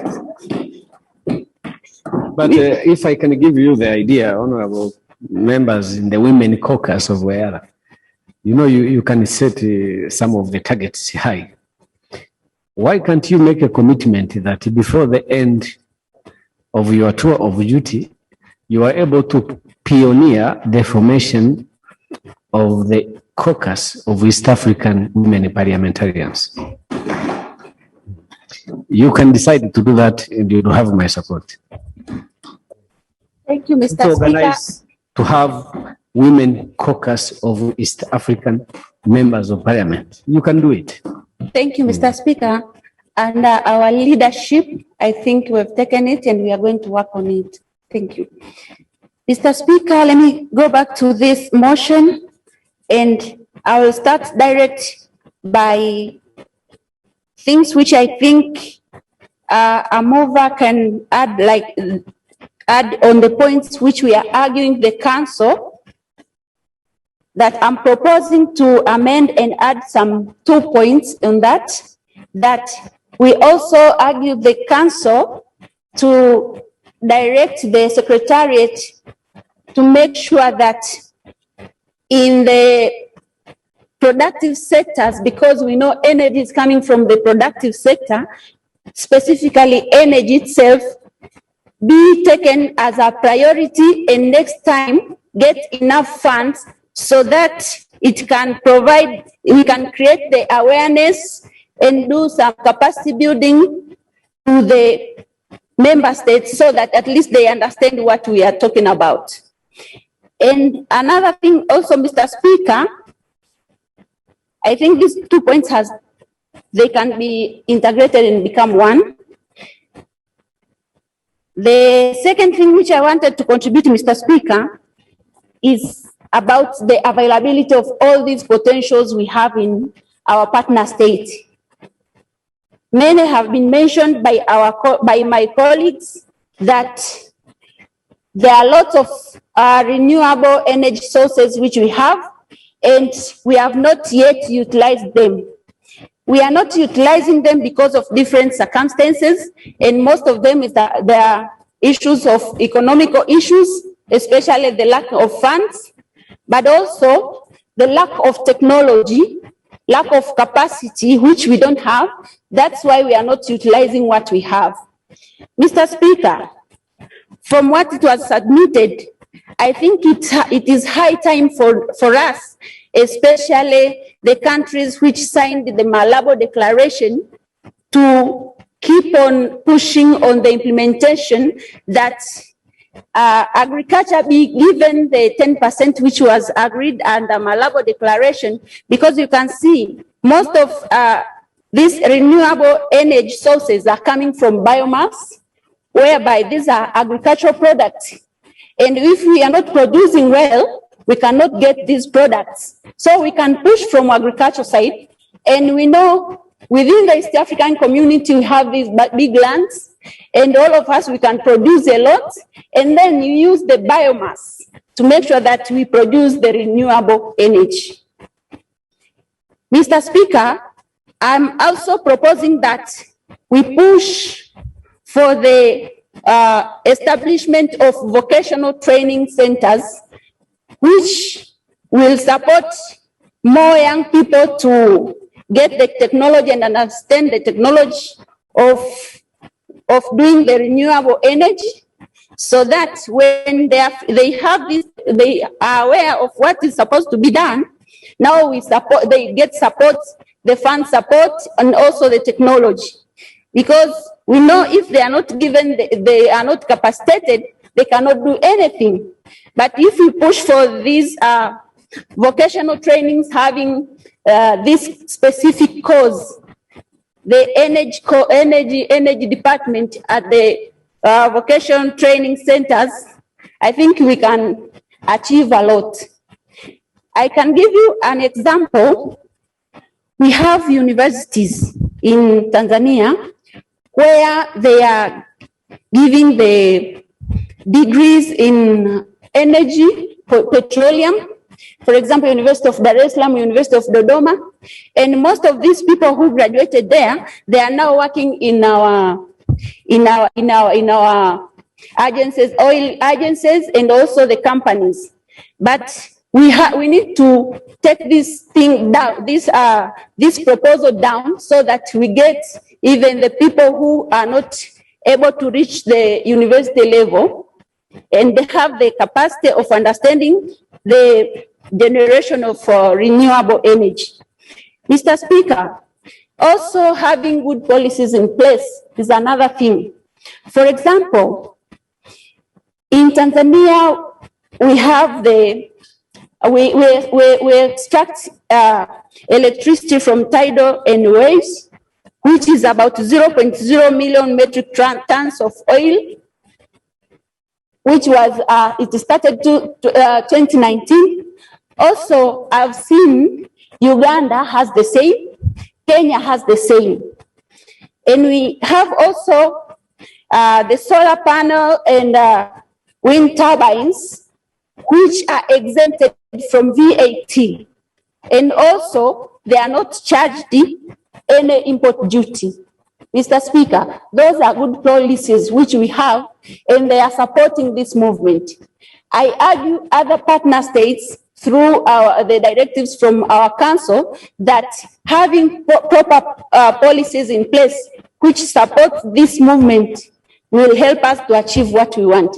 Mr. Speaker, by saying this, I would like also to congratulate my sister who brought this motion, and she has brought it in a very right time. I beg to support this motion, Mr. Speaker, and thank you. Thank you, Honorable Pamela. I now pick another list. Honorable Dr. Oburu, Honorable Kalonzo, Honorable Jematia, Honorable Dr. Gijima, Honorable Abdi Kadir, Honorable Dr. Karinda, Honorable Claude.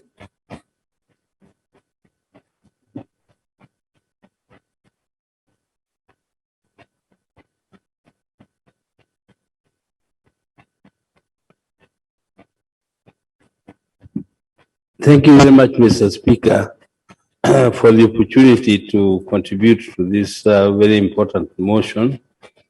Mr. Speaker, like my colleagues who have spoken before, I would like to take this opportunity to congratulate Ambassador Liberata Mulamula for having been appointed to be the Minister of Foreign Affairs and also in charge of East African Community.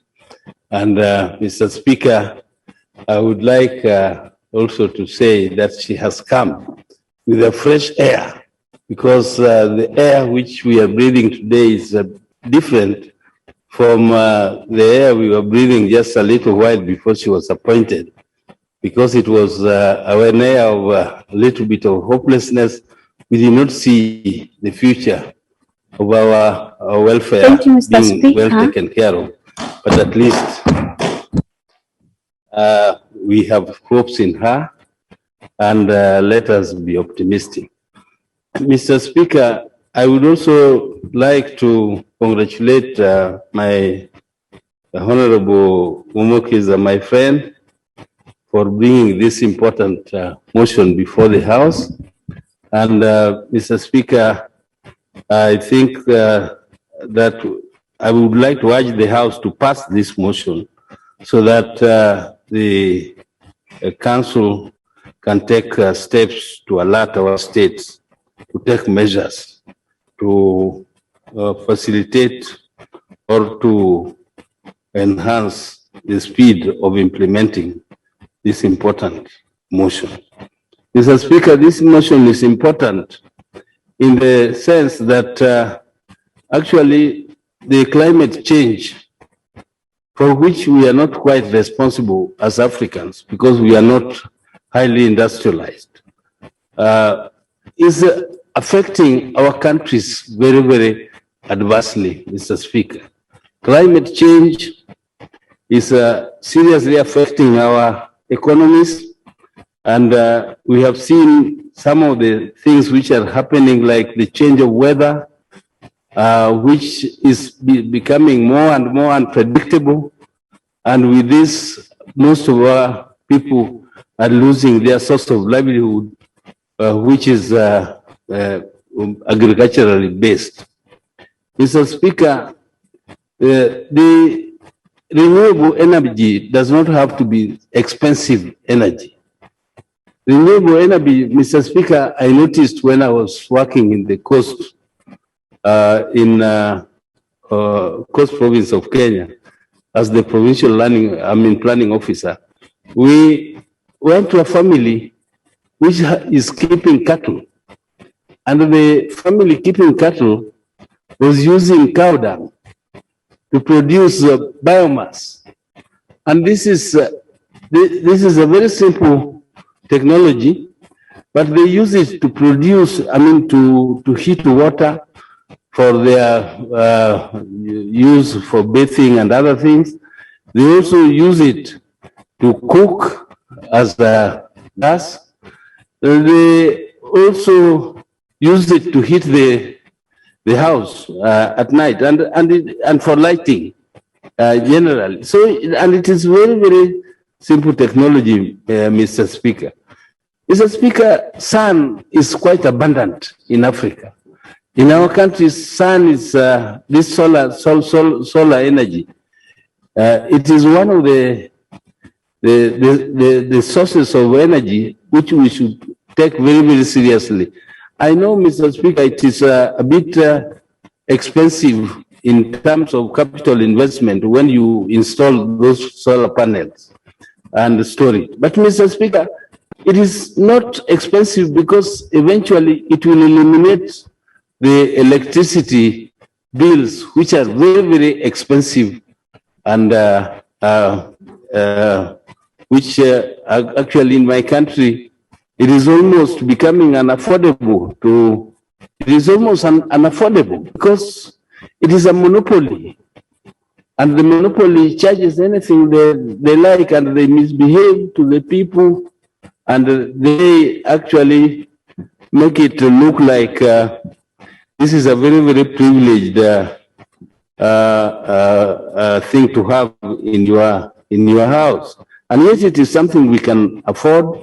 It is something we can, particularly through the biomass. But when you install it, then you eliminate that bill completely, because you will not have those monthly bills paid every month. Mr. Speaker, there is also the geothermal and hydro energy, which is which is good. But Mr. Speaker, we must take note that the fossil energy which we are using to produce electricity is expensive to begin with. And secondly, it is polluting the environment. And Mr. Speaker, it is also dangerous for us also, for our people who also use, and this is the most commonly used source of energy, which is firewood. Because when our women go out there to fix energy, it takes to collect firewood.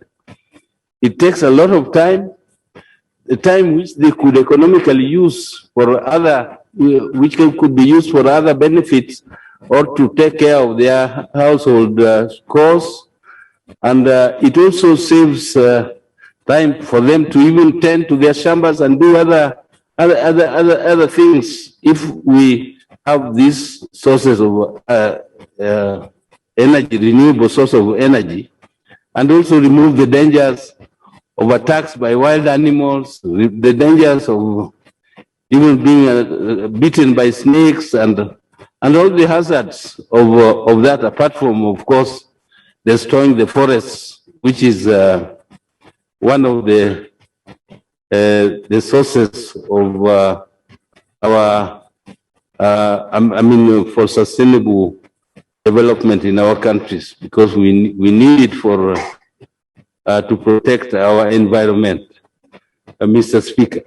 Mr. Speaker, I would therefore not like to delve much into the details of why we need this renewable and sustainable source of energy, but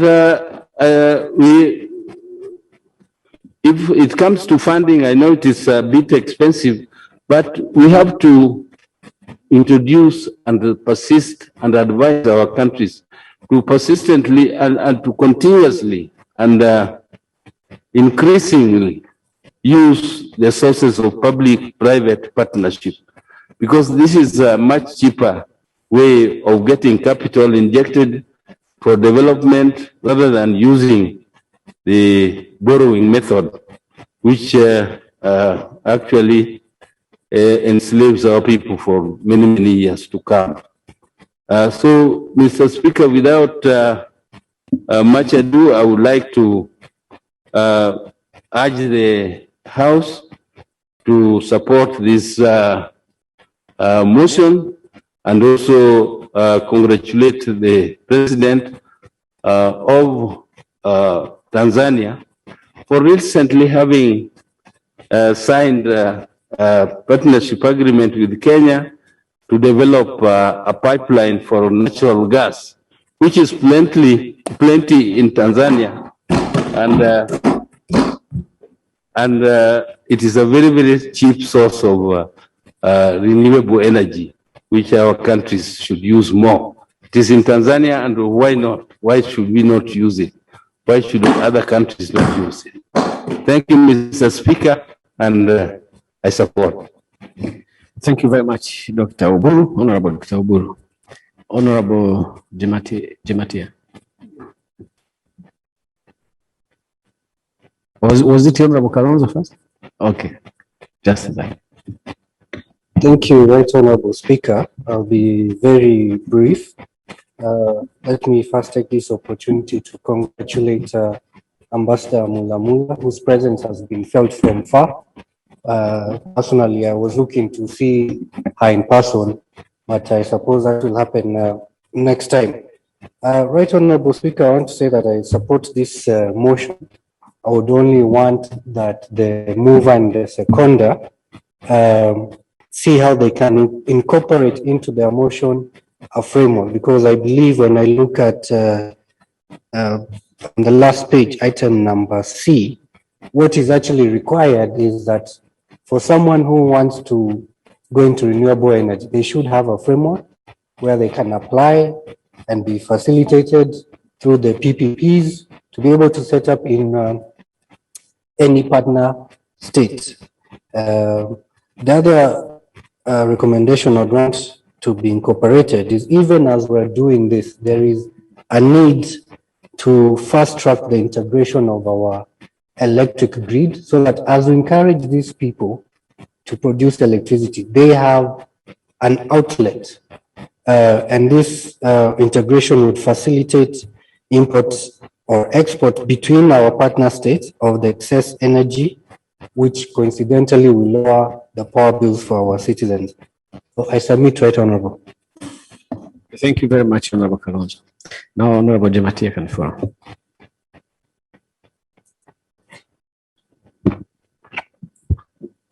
Thank you, Right Honorable Speaker. And from the onset, I want to say that I support this motion of my friend, Honorable Francois. And most also, I want to congratulate our dear Ambassador Mulamula for his taking hold today as member of this House. I must say that we are ready as ladies in the House to support you and to give you maximum support, even as we start forward on the matters concerning East Africa. Thank you, Mr. Speaker. I want to contribute as and add more on what my colleagues have already alluded in this motion, that renewable energy should be, is one of the pertinent areas that East African should day in, day out, plan and encourage one another to use renewable energy. And I speak about renewable energy in many examples like the wind power, biogas, and human waste or animal waste. And Honorable Speaker, before I became Member of Parliament in South Africa, I was a director in one of the corporation in Kenya called Rural Electrification Authority. And Rural Electrification Authority was later renamed to be Rural Electrification Authority and Renewable Energy Corporation, simply because it was dealing mostly at that time with the rural electrification, which is typically taking electricity to the villages and schools and public and government facilities, which gave, of course, added percentage of electrification in the country in general and more so in the rural areas. But the biggest challenge we used to get at those times or those days was the expense of using electricity and transferring energy from the source to the main cities because of population and all the way to the villages. And it became so hard, and many times it could cost a lot of money on the coffers, because you really have to plan, like the poles. You need to do the wiring and then pull electricity from point A to point B. You have to go through bushes and probably people's lands, and you have to pay them off and using oil leaves. And sometimes it takes you a lot of cost because you have to go to courts. All those things were giving us a lot of problems, and it was very costly. And we sat as directors at that time and took a step and realized that we needed to take up the renewable energy as an alternative, which today, both ROOT and this same authority that was then only dealing with electricity was given an opportunity to incorporate solar as part of the renewable energy. And Mr. Speaker, I want to tell you that it is really working, because I am lucky to be from a very dry part of Kenya. That is, the temperature and the course of the day can go up to 40 sometimes, in mainly January up to this time.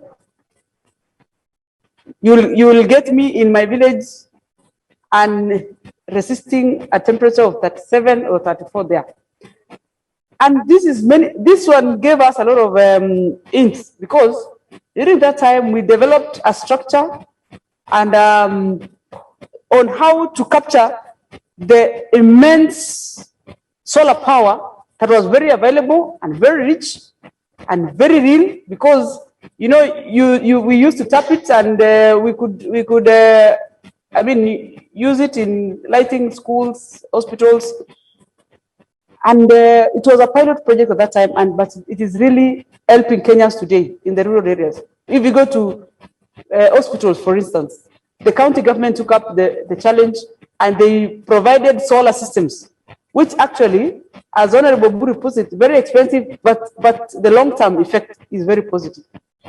This also reduced a lot of forest cover depletion, because as we know, apart from only the charcoal that people, the firewood, there are companies that have created many, a better way of doing charcoal. And it is, they even do factories that, trees are being cut, it is processed, and then we have this very fine charcoal that don't have a lot of smoke. But at the end of the day, we are actually cutting trees every day, because this is a sustainability of a factory. And that has costed a lot of, a depletion of forest cover. And now that this energy of renewable energy in terms of solar became an alternative, it has given us a lot of advantage, because we are able now to at least tell these people to stop cutting trees and invest more and use a lot of this available heat, solar, to do a lot of things. And it has worked, Mr. Speaker. Another thing is, I don't think we can ever stop the villagers or the women in the village from cutting the trees and fetching firewood unless we give them an alternative on how to do it, or how to, provide them with a best alternative for them to, so that it becomes easy. Like, for instance, the gas cooking should be an alternative. But again, as we all know that in our villages, we always have the low capital sustenance. And it becomes a problem when my grandmother wants to go to cook, and I'm telling her she should use a gas cooker, which becomes a problem. Probably, going forward, structures within EAC, through our summits and other members of the society and leaders, should look at ways on how we will formulate the living lifestyles of people, so that we are not able to be interacting so much with the forest at the expense of the realities of the day, like climate change. Otherwise, this will be, singing a song that we'll be singing all the time, unless we take steps to make the correction that we need to invest in these renewable energies. Mr. Speaker, as I finish, I also want to encourage the mover of the motion that he should go a step further and try and look for better alternatives on how this renewable energy can be realized practically, so that we don't just say, but we put it as we forward it to the authorities, so that they can have the best alternative ways on how to harness these renewable energies, even as we try and give it as a solution in the future. But we have to have specific ways on how to tap on this renewable energy, which is, some of them are there, but the reality ones are, when you talk about the village lifestyle, how do we help them get out of cutting of forest trees and all those things? And on that, Mr. Speaker, I think I was interested so much on the solar, because we can use a lot of things through the solar. We can get a lot of benefits through the solar, and this is something that going forward we need to look at the best way on how to harness it. Thank you, Mr. Speaker. Thank you very much, Honorable Jematia. The microphone. Honorable Guijego.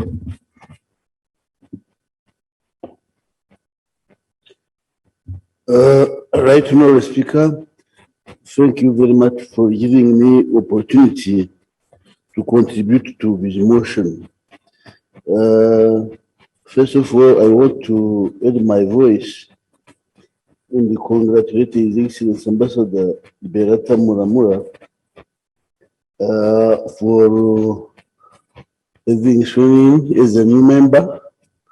I wish him welcome.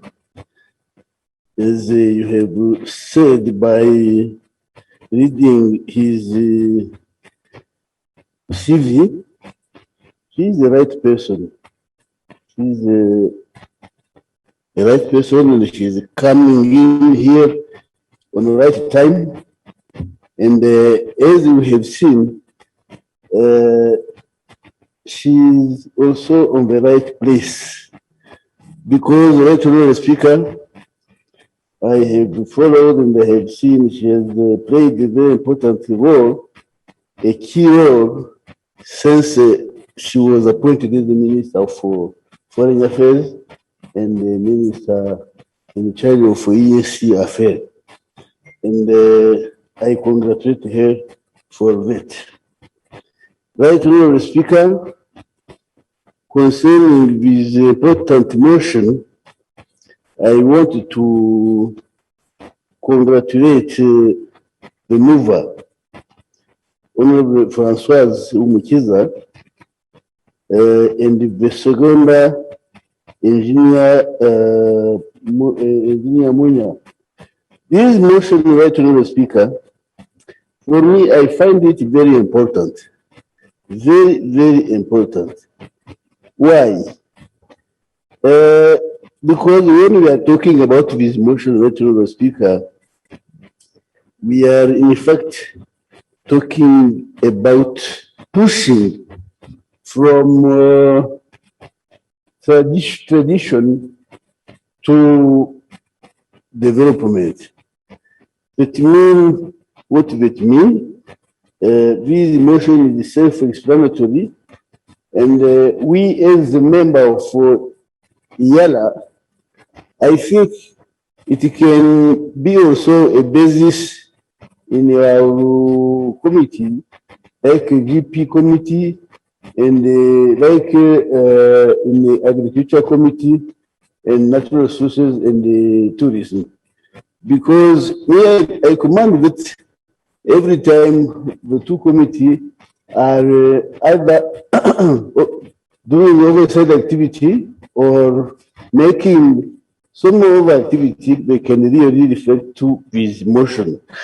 Because you cannot now talk about climate change if you don't talk about renewable energy, and this is not for East Africa. This is worldwide. We find our protocol or international forum or meetings coming to this aspect. It is a motion that is touching on our day-to-day life. Why is it important, right, Honorable Speaker? Honorable members, I think, and it's clear that renewable energy impacts positively, economically, our life. Because for me, it touches significantly the GDP, gross domestic product, by making a certain inclusiveness by a voting program for the economic and social development of the community by putting full participation of women and young girls. And you cannot really go far if you cannot incorporate women in productive sectors. And you see most of countries which have been achieving a certain level of development, they have to start first to incorporate women and to see how to provide necessary tools for young people, mainly young girls. Secondly, right, Mr. Speaker, on the economic level, so you see that it can increase the domestic saving, not only domestically, but also nationally, because it favors the renewable energy efficiency market. And then it touches also aspect of investment. And by doing so, you are improving, you are increasing your GDP nationally. Secondly, right, Mr. Speaker, let's say politically, this motion is very significant because renewable energy, politically, it helps to see how to mobilize small investors, as you have seen, for example, in Rwanda, by one family, one cow, and you tutor aspects, health, education of individual people. Thirdly, right, Mr. Speaker, this motion and Honorable Francois, I thank you again. It is very important for agriculture, as I have said, because we have to fight for deforestation, and we will be increasing our aspects of favoring the agriculture sectors. Lastly, you will be also increasing socially because by including the women and the youth, mainly young girls, socially, you are really doing many things, even in the health system, because you engage and you facilitate private sector through private and the public partnership. And it is very important to develop a country. Actually, Mr. Speaker, I wanted to end by congratulating my friend, Honorable Engineer Munya, when he was explaining about renewable energy by relating or aspects of renewable energy, like solar energy, for example. Solar energy, I know what I see in Kigali, for example, it is very diversified, and people are now quickly changing, even abandoning electricity and go to solar energy, wind energy, hydro energy, which can favor all villages, and natural gas. When I see what is happening in the western of Rwanda, near Kivu, it is very important. Geothermal energy, I have seen it in Kenya, because we used to visit this area when we were in year 3, but it asks heavy investment that we can even try if you want any committee to develop our country. Biomass, it is what we favor in Rwanda for individual people, and it is very, very, very important. And by doing all these, Speaker, by this motion, we can save our planet. And I invite my colleagues to support this motion and to pass it, and I support it, Honorable Speaker. Thank you very much, Honorable Dr. Mujema. Honorable Kalinda, because I see Honorable Abdikadir is not here.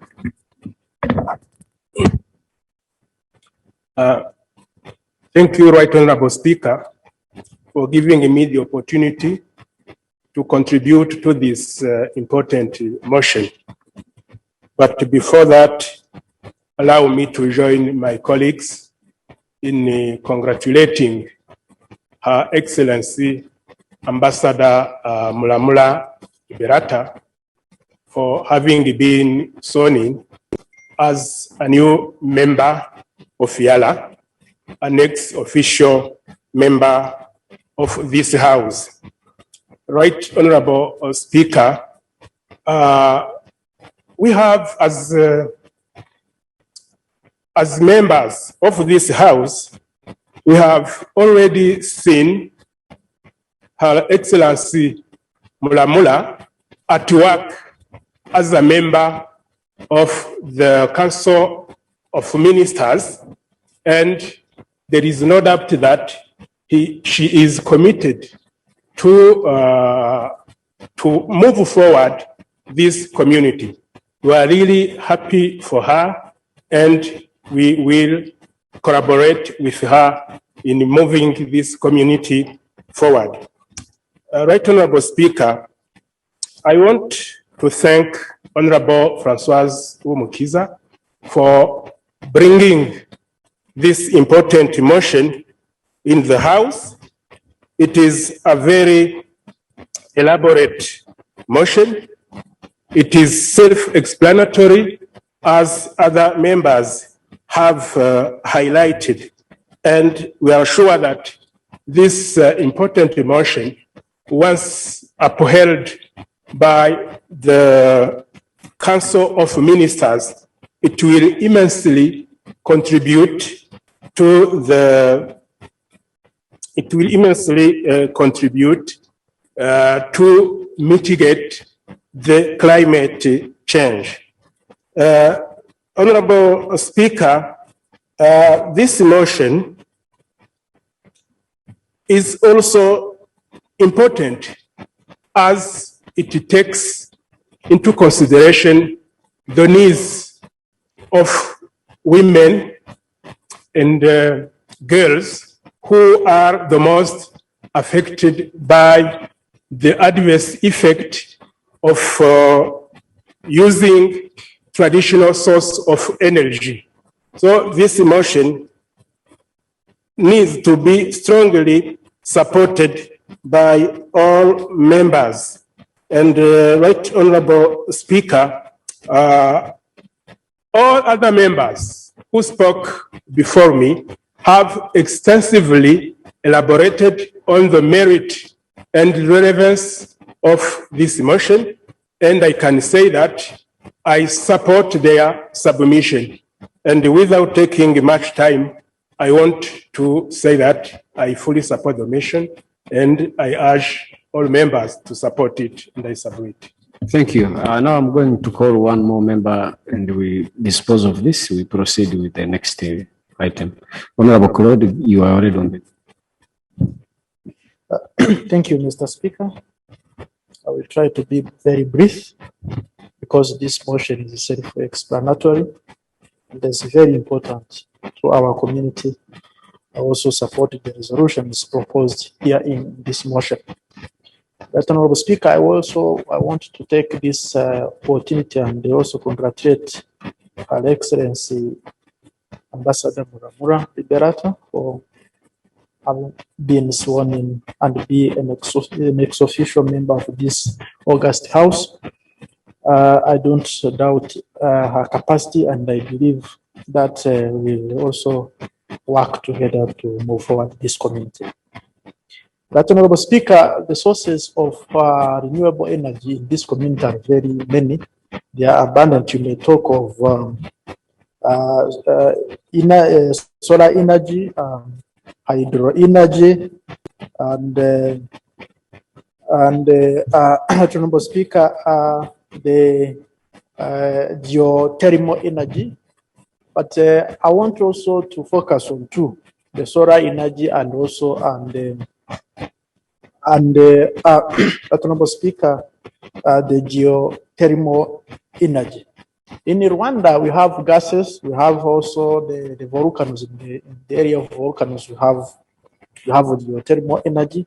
But this solar energy, if it is exploited adequately, it can help our countries, our partner states to boost the percentage of the coverage of electrical grid. Using a renewable energy like firewood and charcoals, despite having effects on the environment, it also has impact on women, especially women in the rural areas, and hence reduce women's contribution to the country's economic development. That Honorable Speaker, I would want to add on one more recommendations or resolution to this motion.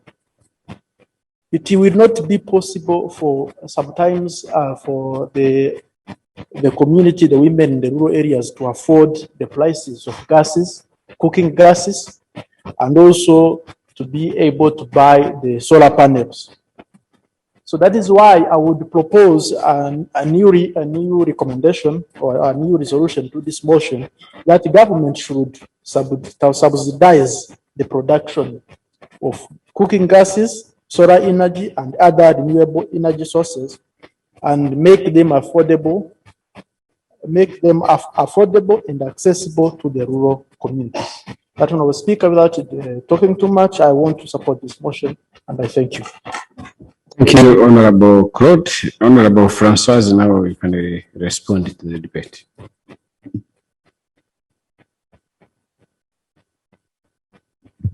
Thank you, Mr. Speaker. I won't talk much because, as they said, the motion had elements enough explaining about the renewable energy and access to that energy as reliable, clean, and sustainable. And it's also aligned with goals, especially goals 7 and 5 of 2030 sustainable development goals. And I received some recommendations. I'm going to include them from Honorable Pamela in terms of EAC increasing its budget on these specific sectors and considering capacity building on renewable energy as a priority. And this goes with the request of Honorable Jimatia about seeing how it can work, given the case of hammams, challenge to use the gas. It was available, but it was very hard to use. So the capacity building is taken as another recommendation. Also argue partner states to include the energy courses at vocation training colleges. It's very important. We can see practically how we can include it with support with the good draftsman, and also recommendations to be included from Honorable Kennedy Musyoka, requesting to engage and facilitate a framework with the private sector through public-private partnerships in the exploitation and supply of modern, sustainable energy solutions for the community. It's very important also to look at it and to see how it can really be added, and also tracking integration on the EAC electric grid. It's very important to allow for imports or exports of excess energy within the EAC partner states, and the harmonization and align the energy policies to integrate energy markets. They are already in the motion, but there is a way we can rephrase it to include more aspects from the inputs of the members. Without taking further dues, allow me, Mr. Speaker, to thank members that contributed to this motion. First of all, Honorable Engineer Mia, Honorable Ambassador Fatuma, Honorable Alak Gabir, Honorable Odaga Sinzigwa, Honorable Dr. Woda, Honorable Engineer Pamela, Honorable Dr. Oburu, Honorable Kennedy Musyoka, Honorable Jimatia, Honorable Dr. Gijema, Honorable Dr. Karinda, Honorable Jean-Claude. I thank you, honorable members, and it was a very great occasion. I can't just wind up without also thanking the Honorable Ambassador Muramura, Her Excellency, for, first of all, her appointment, and also for her swearing in today. It's an important day for women, as it was already highlighted by women. Today we're having two motions, and we hope the best to get that caucus parliamentarians at EAC level, caucus, Mr. Speaker, and we thank you for that initiative and support. Thank you. Thank you. Honorable members, I now put the question that this assembly do resolve to urge the Council of Ministers to recommend to the partner states to enhance utilization and access to affordable, reliable, sustainable, and modern renewable energy in the community. Those in favor say aye. Those against say nay. The ayes have it. We want to thank Honorable Francoise Umuchiza for this motion. I think the response from the House tells it all, how important this motion is. Thank you very much, members, for debating and supporting it. Now, we interrupted the report reading by Honorable Kennedy, but there is a very simple motion here by Honorable Dr. Woda. Honorable Kennedy, this is supposed to be for you, but if you give way, we could allow her to proceed. How do you feel? Can we let her proceed? Thank you for being very generous. That's very important. We proceed to item 6 on the order paper, motion for resolution of the Assembly urging the Council of Ministers on partner states to eradicate child, early and forced marriages in the community by way of motion. Honorable Dr. Woda.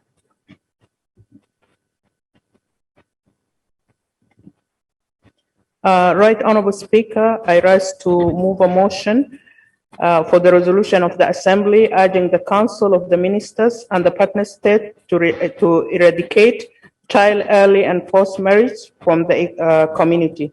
I beg to move. Seconders. So, Honorable Gideon, Honorable Rose Akol, Honorable Happiness Lugiko, and Honorable Marie-Claire Wikokie. Thank you. All members standing, thank you for seconding the motion. Honorable Dr. Woda, can you proceed? Thank you, Right Honorable Speaker, and I want to thank my brother, Honorable Mukulia, for his generosity. Right Honorable Speaker, whereas social justice, gender equality, as well as recognition, promotion, and protection of human and people's rights in accordance with the provision of the African Charter on Human and People's Rights are some of the fundamental principles of the community to which all partner states have committed under Article 6D of the treaty, whereas under Article 7.2 of the treaty, all partner states undertook to maintain and adhere to the universally accepted standards of human rights, and whereas child and forced marriages are identified by several regional and international human rights instruments as harmful practices that violate, abuse, or impair human rights, and specifically undermine the rights and social status of women and girls, recognizing that African Charter on Human and People's Rights and the African Charter on Rights and Welfare of the Child and United Nations Convention on Rights of Child obligate partner states to take all appropriate legislative, administrative, social, and educational measures to protect the child from all forms of physical or mental violence, injury or abuse, neglect or negligent treatment, maltreatment, or exploitation, including sexual abuse, cognizant of the obligation of partner states under the Convention of the Elimination of All Forms of Discrimination Against Women, which is ratified by all partner states to protect children from marriage and specifically outlawing betrothal and requiring state parties to take all necessary measures, including legislation to specify a minimum age for marriage and to recognize the right to free and full consent to marriage as recognized by Article 16.2 of the Universal Declaration of Human Rights, which specifies that cannot be free and full when one of the parties involved is not sufficiently mature to make an informed decision about a life partner. Mindful that although the protocol to the African Charter on Human and People's Rights on the Rights of Women in Africa, Maputo Protocol, require member states to modify the social and cultural pattern of conduct of women and men through public education, information, education, and communication strategies with a view to achieving the elimination of harmful cultural and traditional practices and all other practices which are based on the idea of inferiority or superiority of either of the sex or stereotyped roles for women and men. The protocol is ratified and binding on all partner states except Burundi and South Sudan. Noting with concern that although the age of 18 years is recognized by all partner states as a minimum age of consent to marriage, child marriages are still taking place and exist in community, perpetuated through customary or religious practice, poverty, and insecurity. Concerned that the child early and forced marriage are harmful practices that violate, abuse, or impair human rights and are linked to and perpetuate other harmful practices and human rights violations which endanger the health and general well-being of girls and women. Furthermore, concerned that these harmful practices are in violation of the rights and welfare of both boys and girls by denying children their basic rights to education, health, right to dignity, right to life, and protection against all forms of abuse and exploitation, including sexual exploitation, and are associated with many adverse reproductive effects, including stillbirth, miscarriage, stunting, underweight, and unwanted pregnancy and abortions. Aware that school closure, economic stress, service disturbance, pregnancy, and parental death due to COVID-19 pandemic are putting the most vulnerable girls at increased risk of child early and forced marriage, as evidenced by the intense spike in teenage pregnancy during the school closure resulting from COVID-19 pandemic. Furthermore, aware that a part of the international community and the United Nations partner states have committed to end child early and forced marriage by 2030. As part of the agenda for the attainment of Sustainable Development Goal 5, where these marriages has been clearly identified as barriers to achieving gender equality and women empowerment.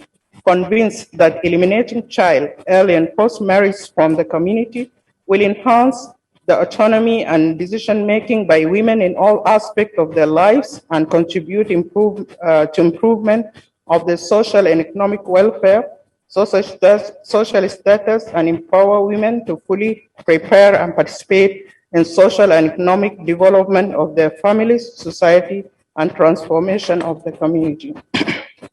Determined to reduce the adverse effect of child early and forced marriage on children, especially during the COVID-19 pandemic, including domestic violence, sexual exploitation, unwanted pregnancies, and abortions.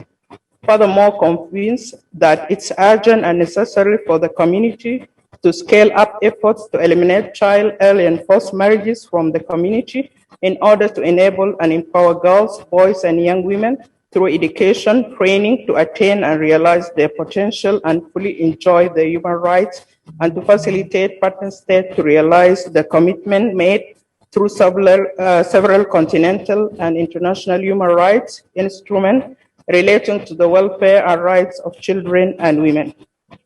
Now, therefore, be it resolved by the Assembly as follows: that in accordance with the Article 49(2)(d) of the treaty, and the Assembly recommends to the Council of Ministers to A, urge the Republic of Burundi and Republic of South Sudan to ratify the protocol to the African Charter on Human and People Rights on the Rights of Women in Africa, the Maputo Protocol. B, urge partner states to enforce and implement their national laws relating to the age of consent to marriage and entering into marriage voluntarily and free in order to eliminate child forced marriage. C, establish regional mechanism and timelines for partner states to report on the legislative and administrative measures implemented by the partner state against elimination of child early and forced marriage. Establish regional measures and policies to protect boys and girls from harmful practices during the COVID-19 pandemic, including child early and forced marriage and the adverse effects on child and young women. E, put in place common strategies for partner states to adopt in engaging with religious and traditional communities and sensitizing them about adverse effects of child early and forced marriage on child and their welfare. I beg to move, right? Thank you very much, Honorable Dr. Woda. Honorable members, I now propose the motion that this assembly do resolve to urge the Council of Ministers and the partner states to eradicate child early and forced marriages from the community. Debate is open. Honorable Gideon, Honorable Happiness, Honorable Pamela, Honorable Claude, Honorable Francoise, Honorable Akol, Honorable Jematia. In that order.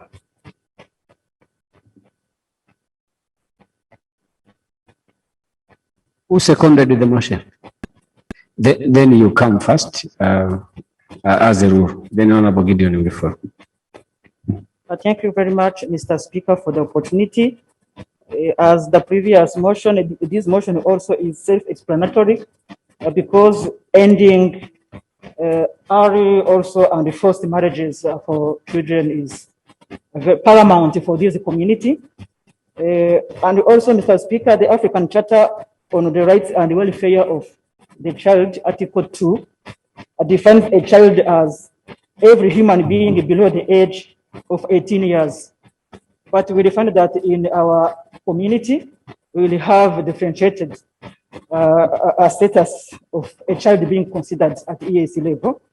That's why this motion is requesting a harmonization in terms of consideration of also commitment of the African Charter. Mr. Speaker, eliminating child and early forced marriage from the community will enhance specifically the autonomy and decision-making by women in all aspects. We talked about increment in GDP for partner states in countries. It's very important if mothers and the welfare of the family as a whole, everyone is happy, everyone has got peace, because you can't be really free if your child is forced to get married. And also some families are contributing to this practice. That's why it's very important to look at it as a matter of urgency, because saying no from some families, it's very hard, yet you have got this covenant and also rights of children. Sometimes it's very hard to convince families to not do that practice. It's time for this assembly to resolve to urge the Council of Ministers to ban these harmful practices, among others, to make sure children are having their rights to education. First of all, there is access to education, and then retention, attend schools and stay there, no drop out. And also they have to finish their studies so that they can be useful for their livelihood and also the society and the world as a whole. Under COVID-19 pandemic, we observed the situation worsened even, but with these efforts and this motion, if the Council supports the recommendations, we can support children and also make sure they are being taken care of as children. We end early marriages, we end forced marriages at EAC level. This is the way to go towards African commitments and the worldwide commitments. Mr. Speaker, I submit. Thank you, Honorable Francois. Honorable Gideon. Thank you, Right Honorable Speaker. I rise to support the motion by my sister, Honorable Dr. Wada Jeremiah or Doc. Thank you, Honorable Dr. Doc, for bringing up this important motion. It touches us as parents and also as leaders in our community to respond to the crisis that is actually existing. This is something that is obviously happening in some parts of our region. And we need to address and pronounce ourselves properly about how our nations in the East African community can be able to address such a challenge. Right, Honorable Speaker, relating to the treaty that is establishing the East African community, our treaty, from Article 118 up to Article 122, is where you find the role of a female in our community. And it is very important in relation to our integration, and particularly on social welfare, on issues to do with culture, the role of women in business, that is in Article 122, and the role of women in socio-economic development, Article 121, the social welfare under Article 120, the Article 119 on the culture and sports, Article 118 on health. All these we find it that a child needs to be properly developed and be responsible to be able to contribute to the society. When a child is affected by forced and early marriages, and then it becomes difficult for that child to contribute positively, the mind is always engaged. So this is a challenge that needs to be really addressed. Under the Article 119, our community pronounced itself through this treaty by identifying some important instruments, international instruments or conventions to be ratified so that they can be able to be applied in our region to address particular issues. But, Right Honorable Speaker, some important other international conventions, especially touching on human rights, have not been specified to be ratified here. So that is something that also bring a question of why maybe some of the partner states are not always in hurry to be able to ratify some important protocols. So I really appreciate and urge our members to pass this motion so that the prayer number one of this motion can be able to be addressed in the Republic of South Sudan and the Republic of Burundi to be able to ratify the protocol on the protocol to the charter, the African Charter on human and people's rights, on the rights of women in Africa, and also as indicated by Maputo Protocol, that is always referred to as Maputo Protocol. So this is something that I need not to really deliberate much because it is actually self-explanatory. All of us feel it and we have experienced it and we have known about it, but the law must be strictly applied so that the culprits or the people who commit these such actions, because they are both on the side of leadership. You find leaders who have committed such crimes. They are also on side traditionally on our cultures.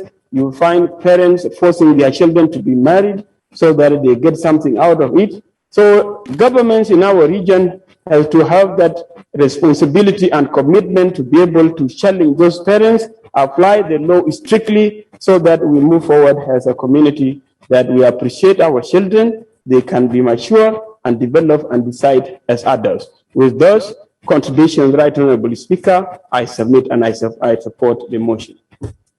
Thank you very much, Honorable Gideon. Honorable Happiness.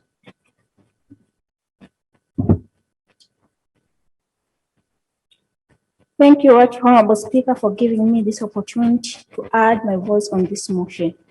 Firstly, I would like to congratulate Her Excellency Ambassador Mulamula for being sworn in as a new ex-officio member of this assembly. Karibu sana. Mr. Speaker, early and forced marriage is a harmful practice that denies girls their right to make vital decisions about their sexual health and well-being. It forced them out of education and into a life of poor prospects with an increased risk of violence, abuse, ill health, or premature death. Honorable Speaker, there are reasons for early and forced marriage, such as poverty and low-level education. Girls who marry young tend to be from families and Girls who marry young tend to be from poor families and to have low-level education. Parents want to ensure their daughters' financial security. However, daughters are considered as economic burden to the family. Feeding, clothing, and educating girls is costly, and girls will eventually leave the household. A family's only way to recover its investment in a daughter may be to have her married in exchange for a dowry. Mr. Speaker, child marriage has far-reaching health, social, and economic and political implications for the girls and her community. Ending child marriage requires the consent of all those involved, including fathers, religious, community, and tribal leaders. To break the cycle of poverty and negative perspectives concerning girls is to empower women and to educate girls, their parents, and the community at large. This will help to eradicate child early and forced marriage from the community. I support this motion and I beg to submit. Thank you so much. Thank you very much, Honorable Happiness. Honorable Pamela.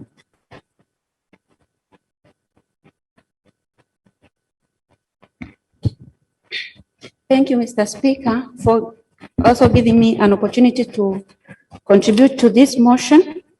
First, I would like also to congratulate the mover of this motion, Honorable Dr. Awoda Jeremiah, because she has brought this motion in a very right time. And why I'm saying she has brought it in a very right time, Mr. Speaker, it is because when you go through this motion, almost all the things which are mentioned in this motion were catered under the bill which was brought in this house, which was the Sexual and the Reproductive Health Bill. Mr. Speaker, this is just a part of what it is in the bill. Last time when we were debating on that bill, we said that bill carried a lot and many issues of the importance to this community, and it has a lot of sensitive issues which we thought we could bring them in this house and we discuss and see on how we can assist and help this community. Having just pushing the partner state or arguing the partner state to implement what we are not sure if they have the proper policies in place will be very wrong. I'm in a proposal that we are passing this motion, but I'm arguing this house that we put a pressure on that bill which we are set aside, because that bill will help us. Because now once it is passed, it will become a law. And once it is a law, at least we can push from there. But otherwise, just adding the partner state without knowing that if we have the proper law in place, we'll be just making noises.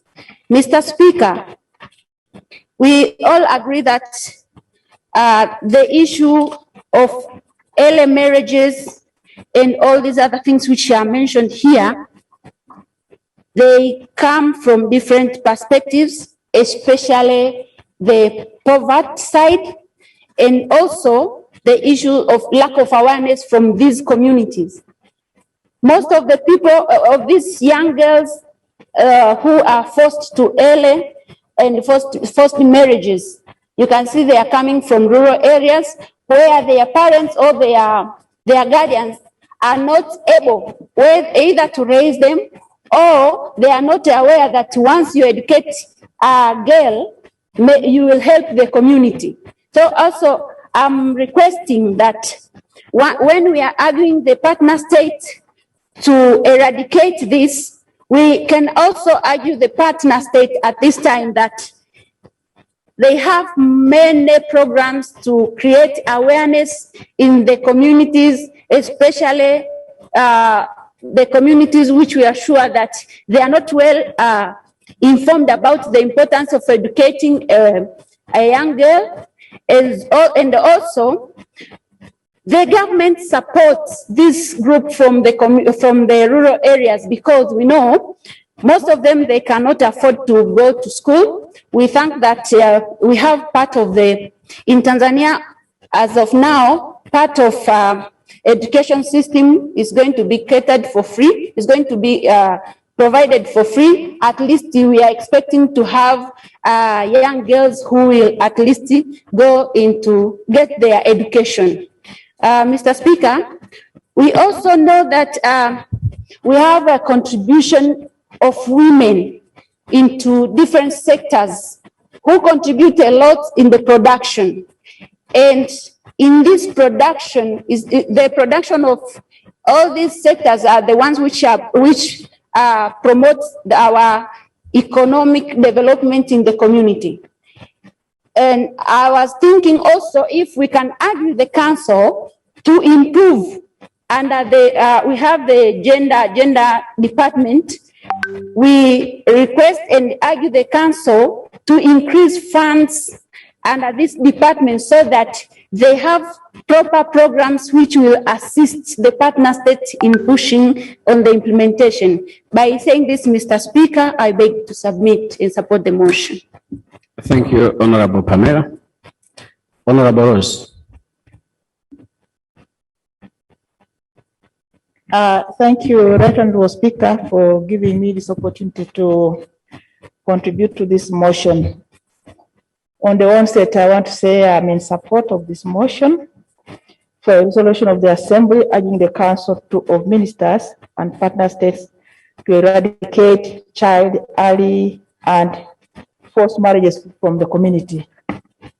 Right Honorable Speaker, before I move on, I want also to take this opportunity to congratulate and thank Her Excellency Liberator Mulamula for having been sworn in as a member of this assembly. With experience and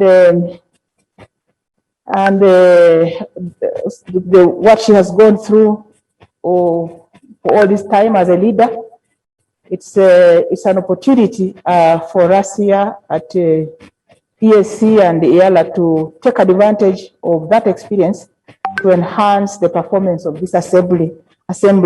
And for that matter, I take her as an asset to this assembly, together with the Honorable Kadaga as women. Right Honorable Speaker, this motion is very clear. It has spelled out everything. And it is true these practices are still going on. And I'm really wondering why up to now the Republic of Burundi and the Republic of South Sudan have not assented to, have not ratified these protocols to the African Charter on Human Rights. Because it's about our children. And when you see a girl in the community, even if it's not your daughter, but these are children, they belong to us, they belong to the community.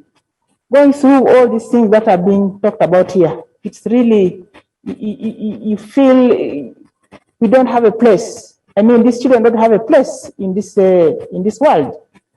Because we are all looking on as these things are happening, because it's not your child, somebody's child. No, we need to act together on this matter. And I think that's the reason all these charters, all these protocols have been assented to, ratified by all these authorities. But the challenge is effecting the requirement of these protocols up to the grassroots. That's where the challenge is. You can't believe up to now, even during this, in fact, this pandemic, again brought out the other side of the sad reality of what goes on in our communities. That when these children went home, were discharged from schools because of the pandemic, some of them, quite a number, in fact, almost over 20% of the girls could not get back to school. Young girls, primary, a small girl of less than 12 years is pregnant, and some of them pregnated by their own parents, the fathers. Yes, it's so shameful. How can you do that to your own daughter? It's going on, but it seems just to pass. Seems nobody really cares, and yet this legal frameworks are in place. So, Right Honorable Speaker, for me, I think it's about the commitment by member states to some of these protocols. Even for those who have signed, there is no commitment to show. What goes on in those countries where these protocols have not been ratified is exactly what is going on, even in those countries that have ratified these protocols. So where is the problem? So that lack of commitment, I think we need to think more, think outside the box and see really what we can bring, what instrument can we bring at the regional level here in order to ensure that there is some impact, that something is seen up to the communities taking effect on the implementation of these protocols. So, Right Honourable Speaker, I support the protocol, the resolution, the motion, and we need to think further beyond having just this resolution. I'm aware there's that other bill that was on sexual offences. I think that was the bill that was laid here again recently. We hope it really covers everything, but as I've said, it is about commitment. We have all the legal frameworks that we need to ensure this practice stops, but the challenge is commitment. So let's look beyond and see how this commitment can be achieved. I beg to submit that, Honourable Speaker, and I support the motion. Thank you. Thank you, Honourable Rose Nyako. Honourable Jematia.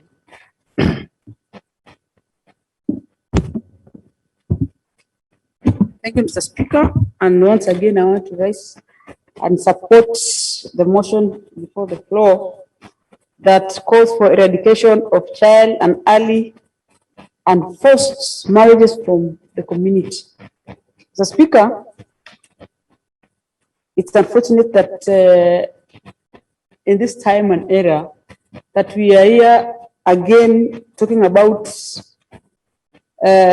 vices in the community that still happens.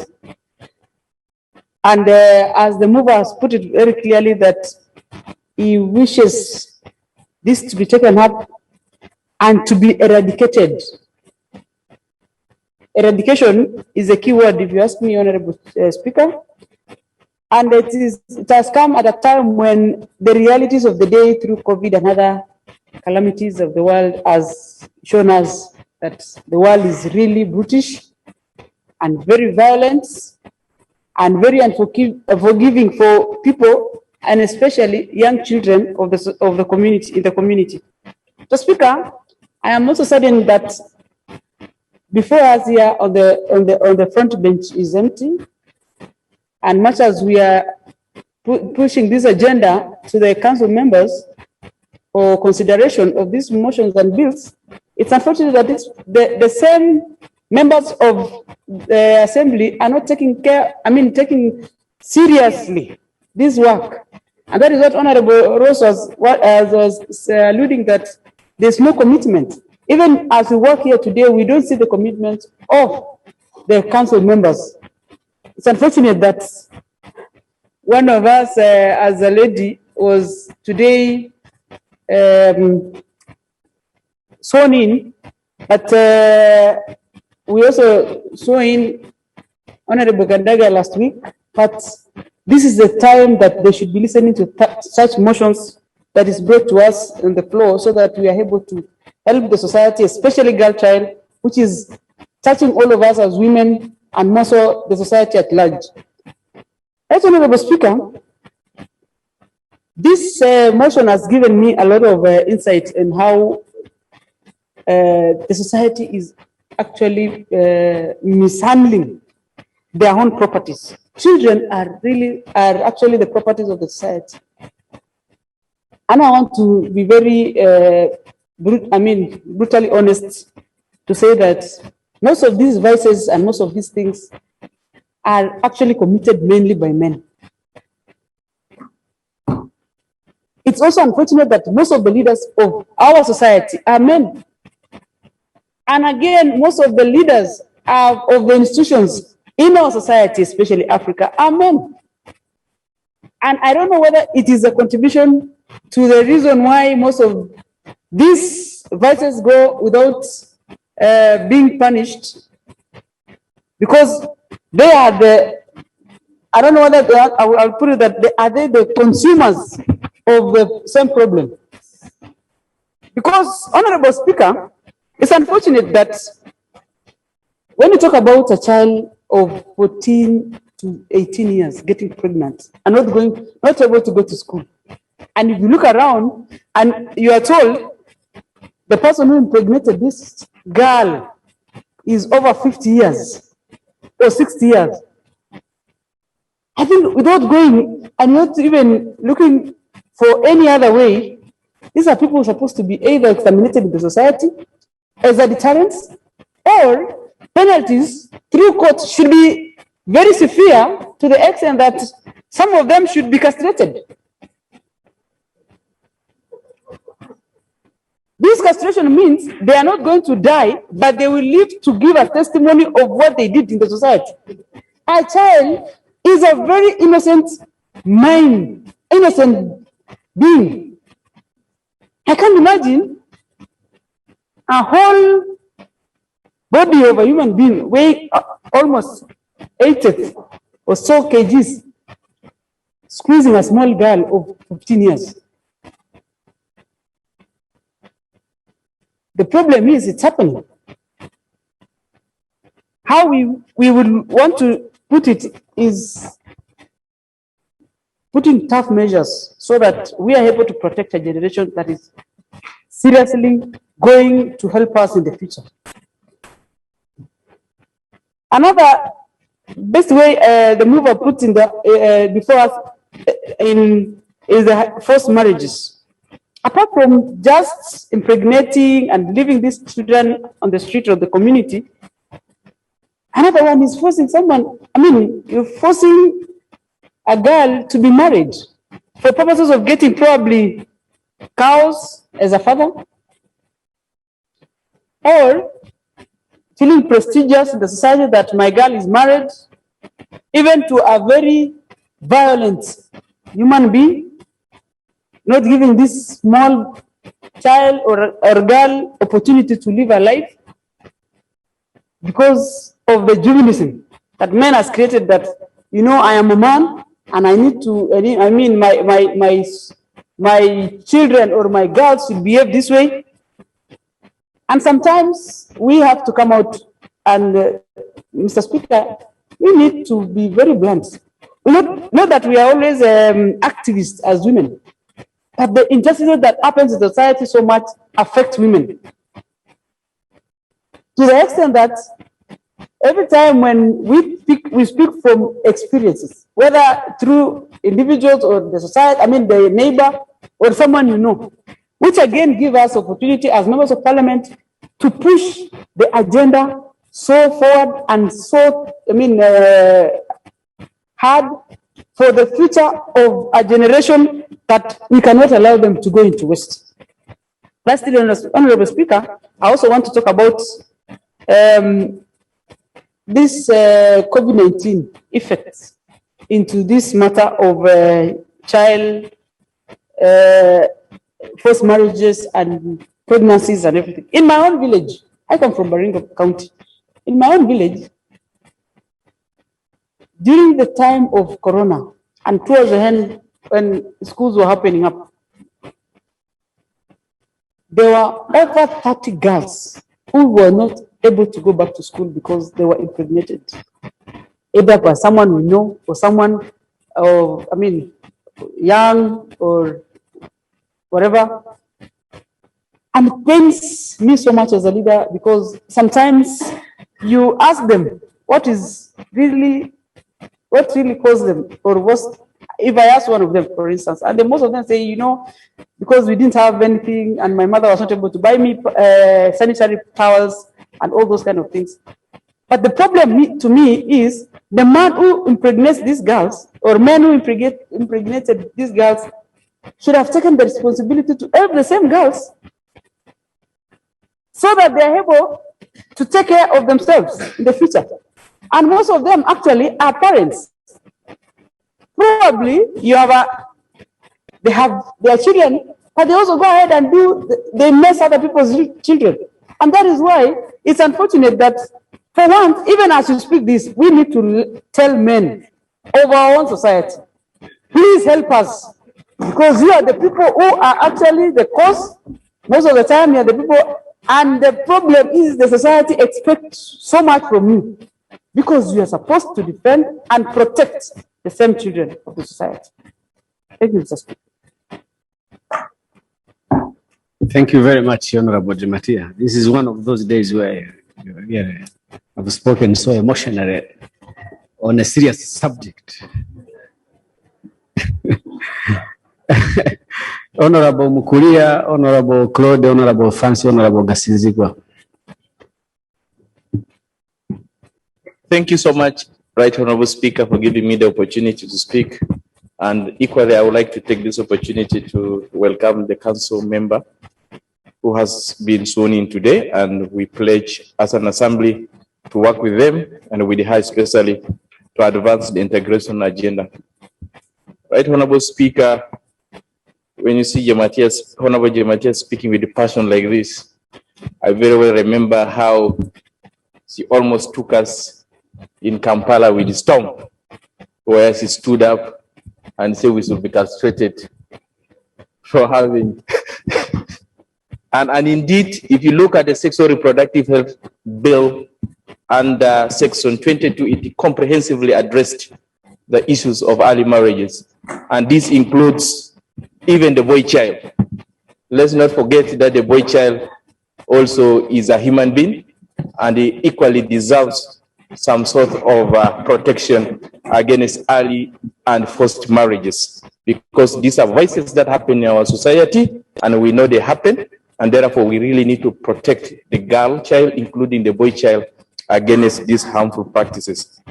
Right Honorable Speaker, in my reading, I just want to say that the protocol on the Maputo Protocol, which is the Charter on Human Rights, the Charter on Human Rights and People Rights of the Rights of Women in Africa, actually has been rectified by all member states of the African continent.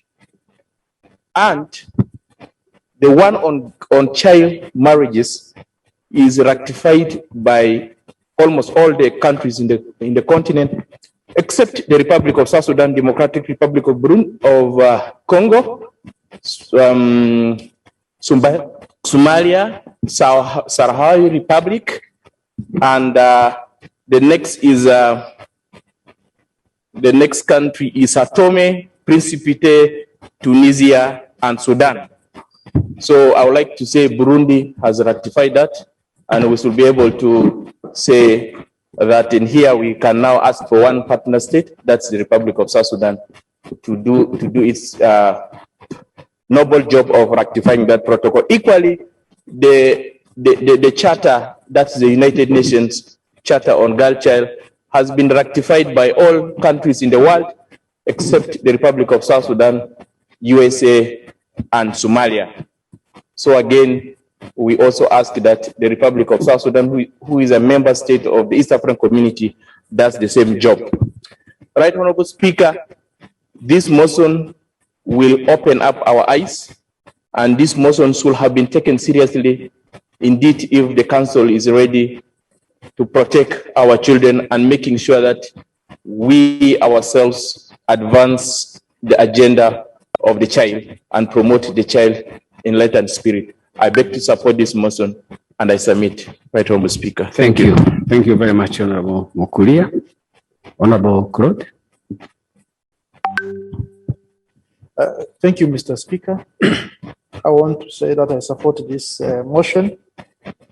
It is very evident that early and forced marriages can be linked to first, culture and tradition of some tribes, but mainly ignorance plays a very big role to this issue of early and forced marriages.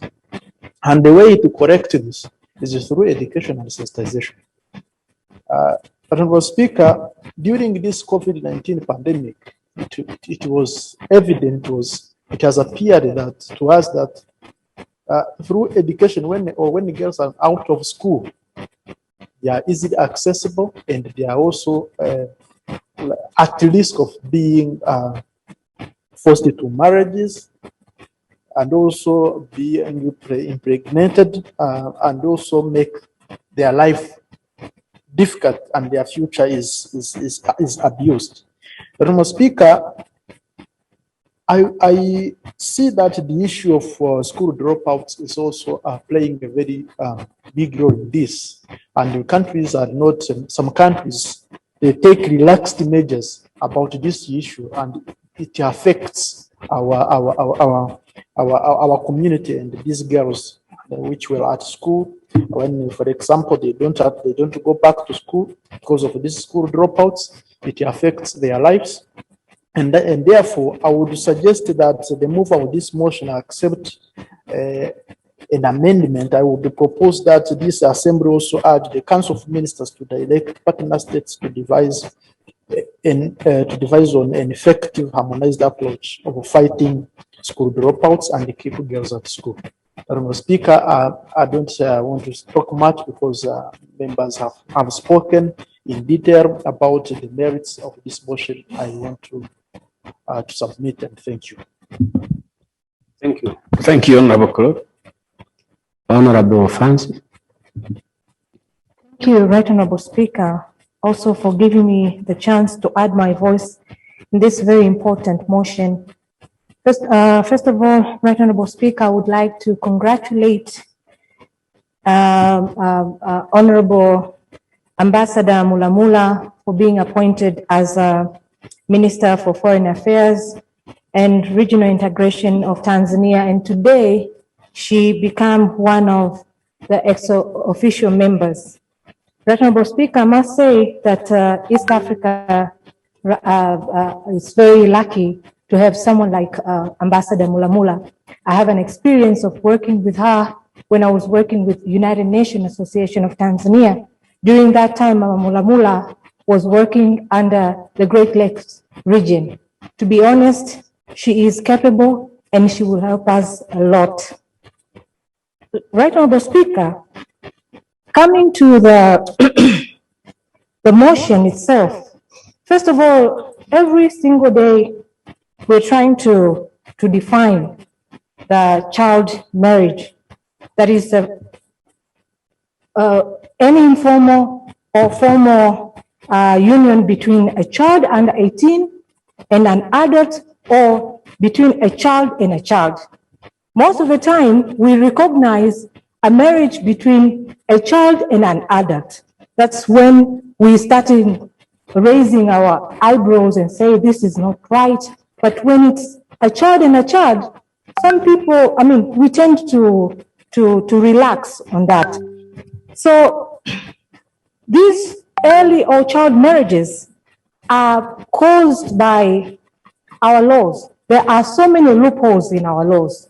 Apart from South Sudan and Burundi, which has been mentioned that they have not ratified the Maputo Protocol, but even our partner state, which has laws that regulates this kind of marriages, there are still many loopholes that give people in our society to continue this kind of marriages. Another reason, Right Honorable Speaker, is cultural traditions. I also come from a community where a family which have girls and being married in early ages become a respectable family, which is not right. Right Honorable Speaker, another reason is lack of education and economic opportunity. We all know that people that have this kind of no education, people who do not have opportunities in economic, they tend to run to early marriages for their kids as an alternative way of solving their problems. And another reason is extremely poverty. My colleagues have already mentioned. And another thing is parental consent. As I mentioned, some parents think that if my girl get married under 15 years or 17 years, it becomes a respectable family, or she will get a respect within the community. But, Right Honorable Speaker, these early marriage or child marriages has a negative effect to our society and our partner states at large, because it goes directly to affect our economies. We know if we educate our kids, girls and boys, they will become responsible adults. They will work and contribute to our economy. So it touched directly to our economies. Another negative effect, Right Honorable Speaker, it leads to an intergenerational cycle of poverty.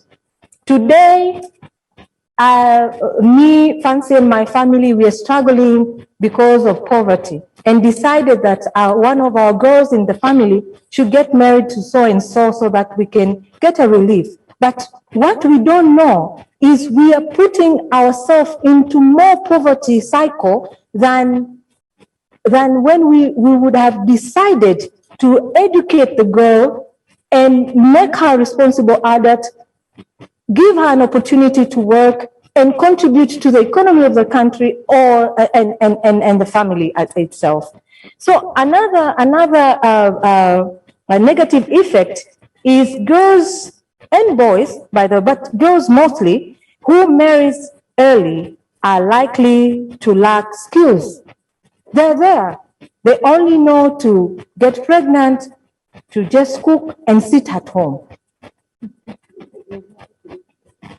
And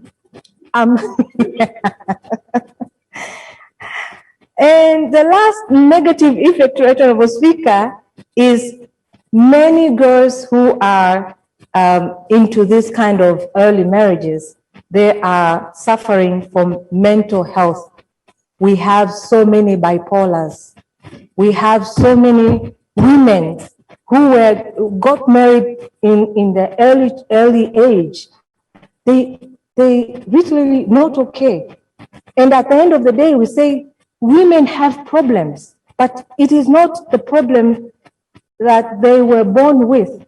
It is because of the effect of the early marriages. So if you look at the negative effect of the early marriages, Right Honorable Speaker, our partner states need to raise eyebrows, knowing that the fight of the poverty and the integration that we are looking for will not achieve its goal unless we eradicate this kind of problems. One of them is the early marriages. Right Honorable Speaker, as Honorable Pamela said, this motion is not enough, even though I'm supporting 100% this motion, but it is not enough. We need that bill, sexual reproductive health bill, to come here, to be passed and become part and parcel of the laws that regulates our partner states. Right Honorable Speaker, I think I should end here. Thank you very much. That was great, by the way. Thank you. Honorable Gasinzigwa.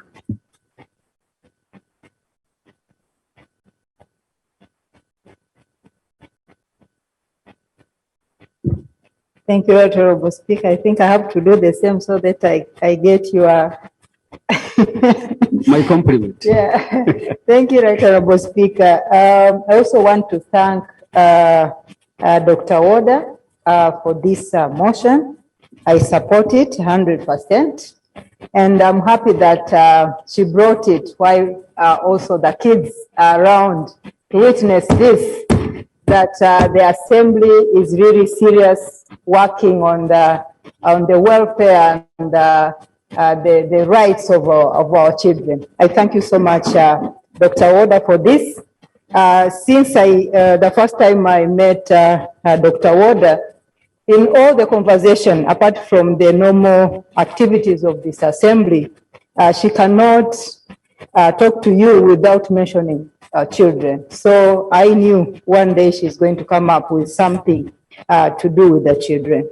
I will be brief. I have one amendment, but I just wanted to propose that our member states puts more efforts into a few things here. One is sexual and reproductive health education. My colleagues have mentioned about it. The bill which is in progress is going also to tackle on some of these issues. But Right Honorable Speaker, I would want to say that this is something which is still a taboo in our community. It is not discussed enough. It is not in our homes. It's difficult to find. It is very few communities which can openly talk about it. So I would request that we continue advocate for this education. It is very important at the home level, at the family level, at school level, at religious and faith-based organization gatherings. It's very important to continue discuss about this. Secondly, the enforcement of the laws. Right Honorable Speaker, this is also very, very important because we enact laws at the national level, at the regional level, but the problem now, especially when it comes to this problem, you find that there are a lot of challenges when it comes to enforcing this. The punishment, the issue of punishing the perpetrators in this area is still a challenge. I remember very well when our Right Honorable Speaker was a prosecutor, we had a very good time, especially for me who was working in this sector, because he understood this challenge, and I remember the way he used to fight with men who don't want to understand this problem. So I feel it is our leaders should take a step and make sure that this is being implemented. We still have a lot of challenges at our partner states level, where you find that a kid of 4 years, the father is the one who is a perpetrator. We have relatives in our families. With our culture where you have like 10 people in your family, you don't know who is the perpetrator to your own child. It's still a big problem. So we really need to come up and strongly talk about this and condemn this activity, this problem. Number 3 is on the issue of monitoring, putting in place the monitoring framework so that we report this at the national and regional level. So lastly, I wanted to propose an amendment.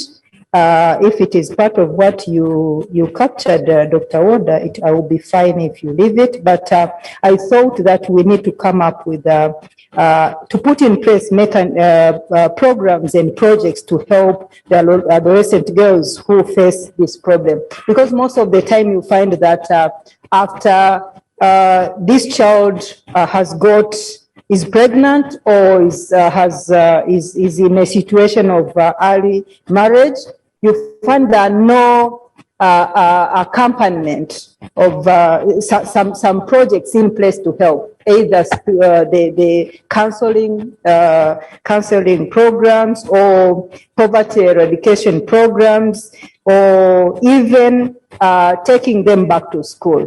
I'm happy that in East Africa now, all our member states allow girls who have been challenged with these problems to go back to school. So I just wanted to propose this amendment, but if you find that it is captured in other recommendations you had, I will be okay to go with that. I submit, Right Honorable Speaker.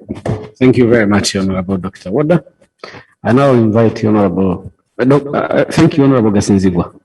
I call you Gasinzigwa to make a difference because order can be a bit confusing. So, Honorable Dr. Warder, now you can respond to the debate.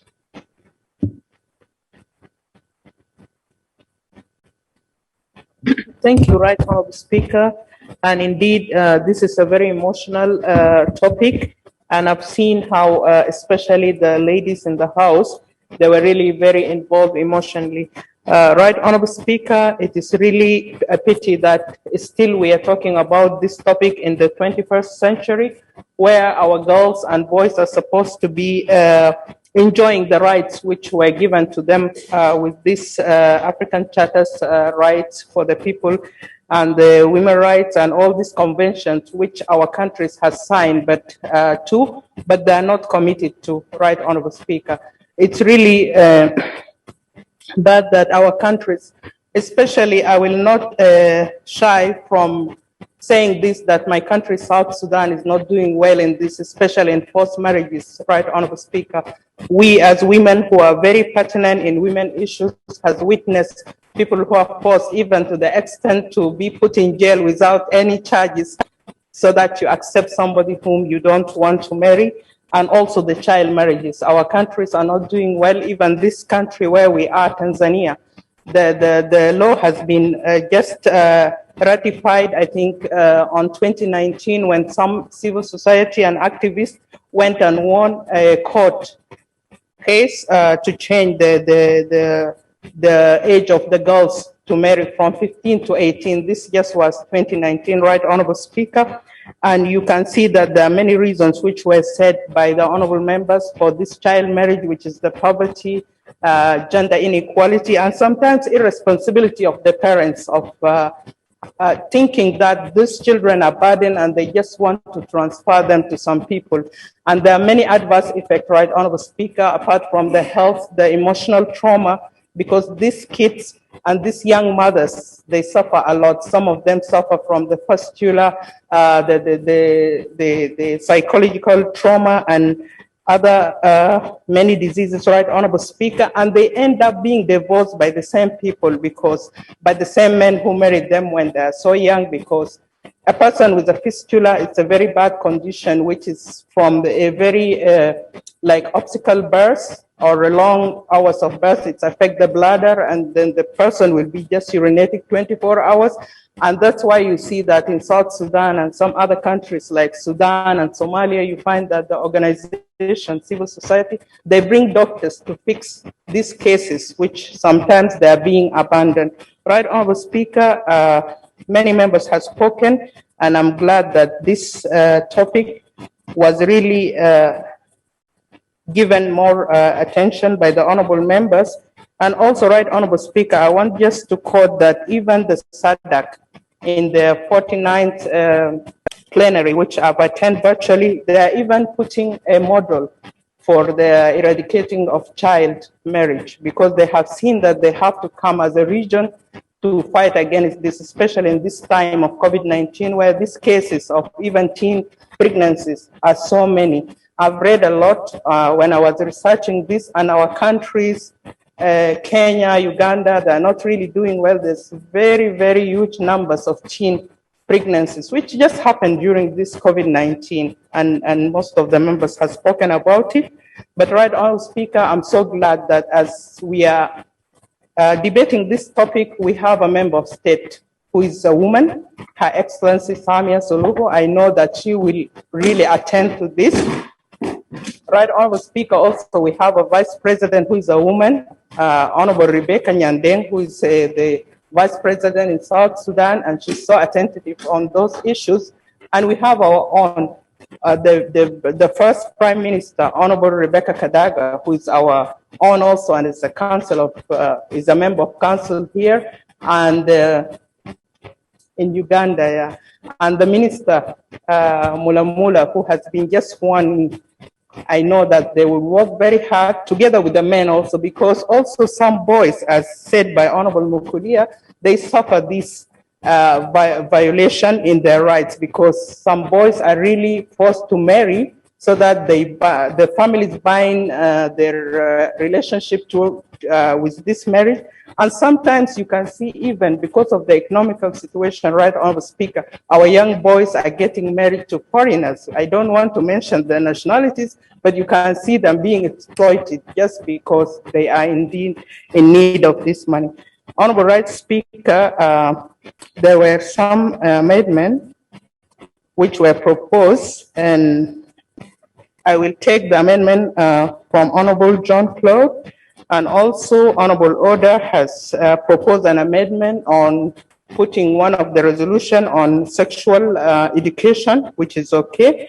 But I think the second amendment which she proposed is covered or can be included in number E in the last resolution.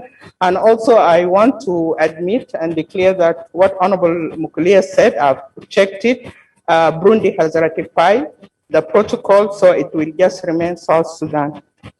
All right, Honorable Speaker, I want also to commend and appreciate the honorable members who participated on this debate. Honorable Francois, Honorable Gideon, Honorable Happiness, Honorable Pamela, Honorable Rose, Honorable Gematia, Honorable Mokolia, Honorable Jean-Claude, Honorable Fancy, and Honorable Order. Thank you, Right Honorable Speaker. Thank you very much, Honorable Dr. Oda. Honorable members, I now want to put the question that this assembly do resolve to urge the Council of Ministers. First of all, let me remind you about the motion. The motion before the House was that this assembly do resolve to urge the Council of Ministers and the partner states to eradicate child, early and forced marriages from the community. Now the question is that this assembly do resolve to urge the Council of Ministers and the partner states to eradicate child, early and forced marriages from the community. And the motion is as amended. Those in favor say aye. Those against say nay. The ayes have it. Let me also add my voice to thank you, Honorable Dr. Oda and Honorable Francois, who seconded the motion, all the members who debated, and all of you for supporting it. Indeed, that we still have this situation only speaks to our collective failure as leaders. This is a verdict to us. It's a verdict against us. And the leaders of our age have themselves, some of them, been victims of these practices, some of these. So how does it happen that something that has happened to you and it happens to the people you know, you don't do enough to address it, even when you are in a position to do so?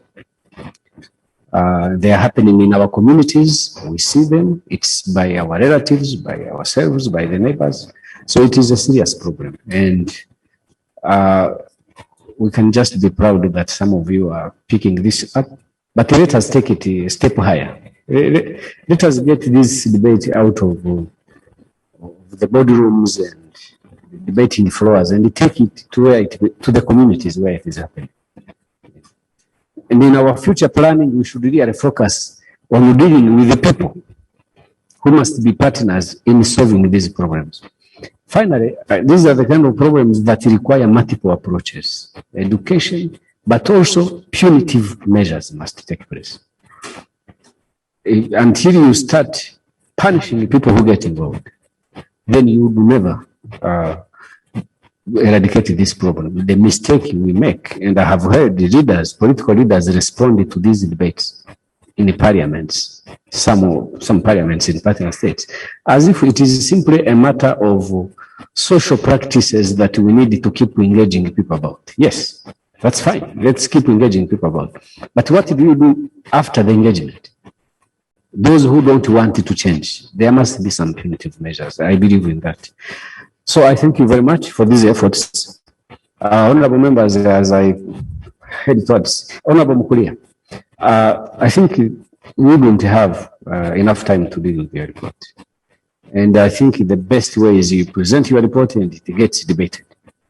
So even if we had time for you to read your report and you have to debate it several months later, that's not a good flow of things. So thank you for your magnanimity. We shall deal with it at a later point. But for now, members of the commission, if you don't have a formal notice yet, I think I communicated to you informally and I wanted to formalize it here, that tomorrow morning we need to meet so that we can deal with some administrative issues that concern the members. I wanted to thank you all for what we have achieved together. we shall deal with the remaining issues. We continue to be together as we have been. We shall deal with the remaining issues. Those that are administrative and immediate, we shall try to act as quickly as possible.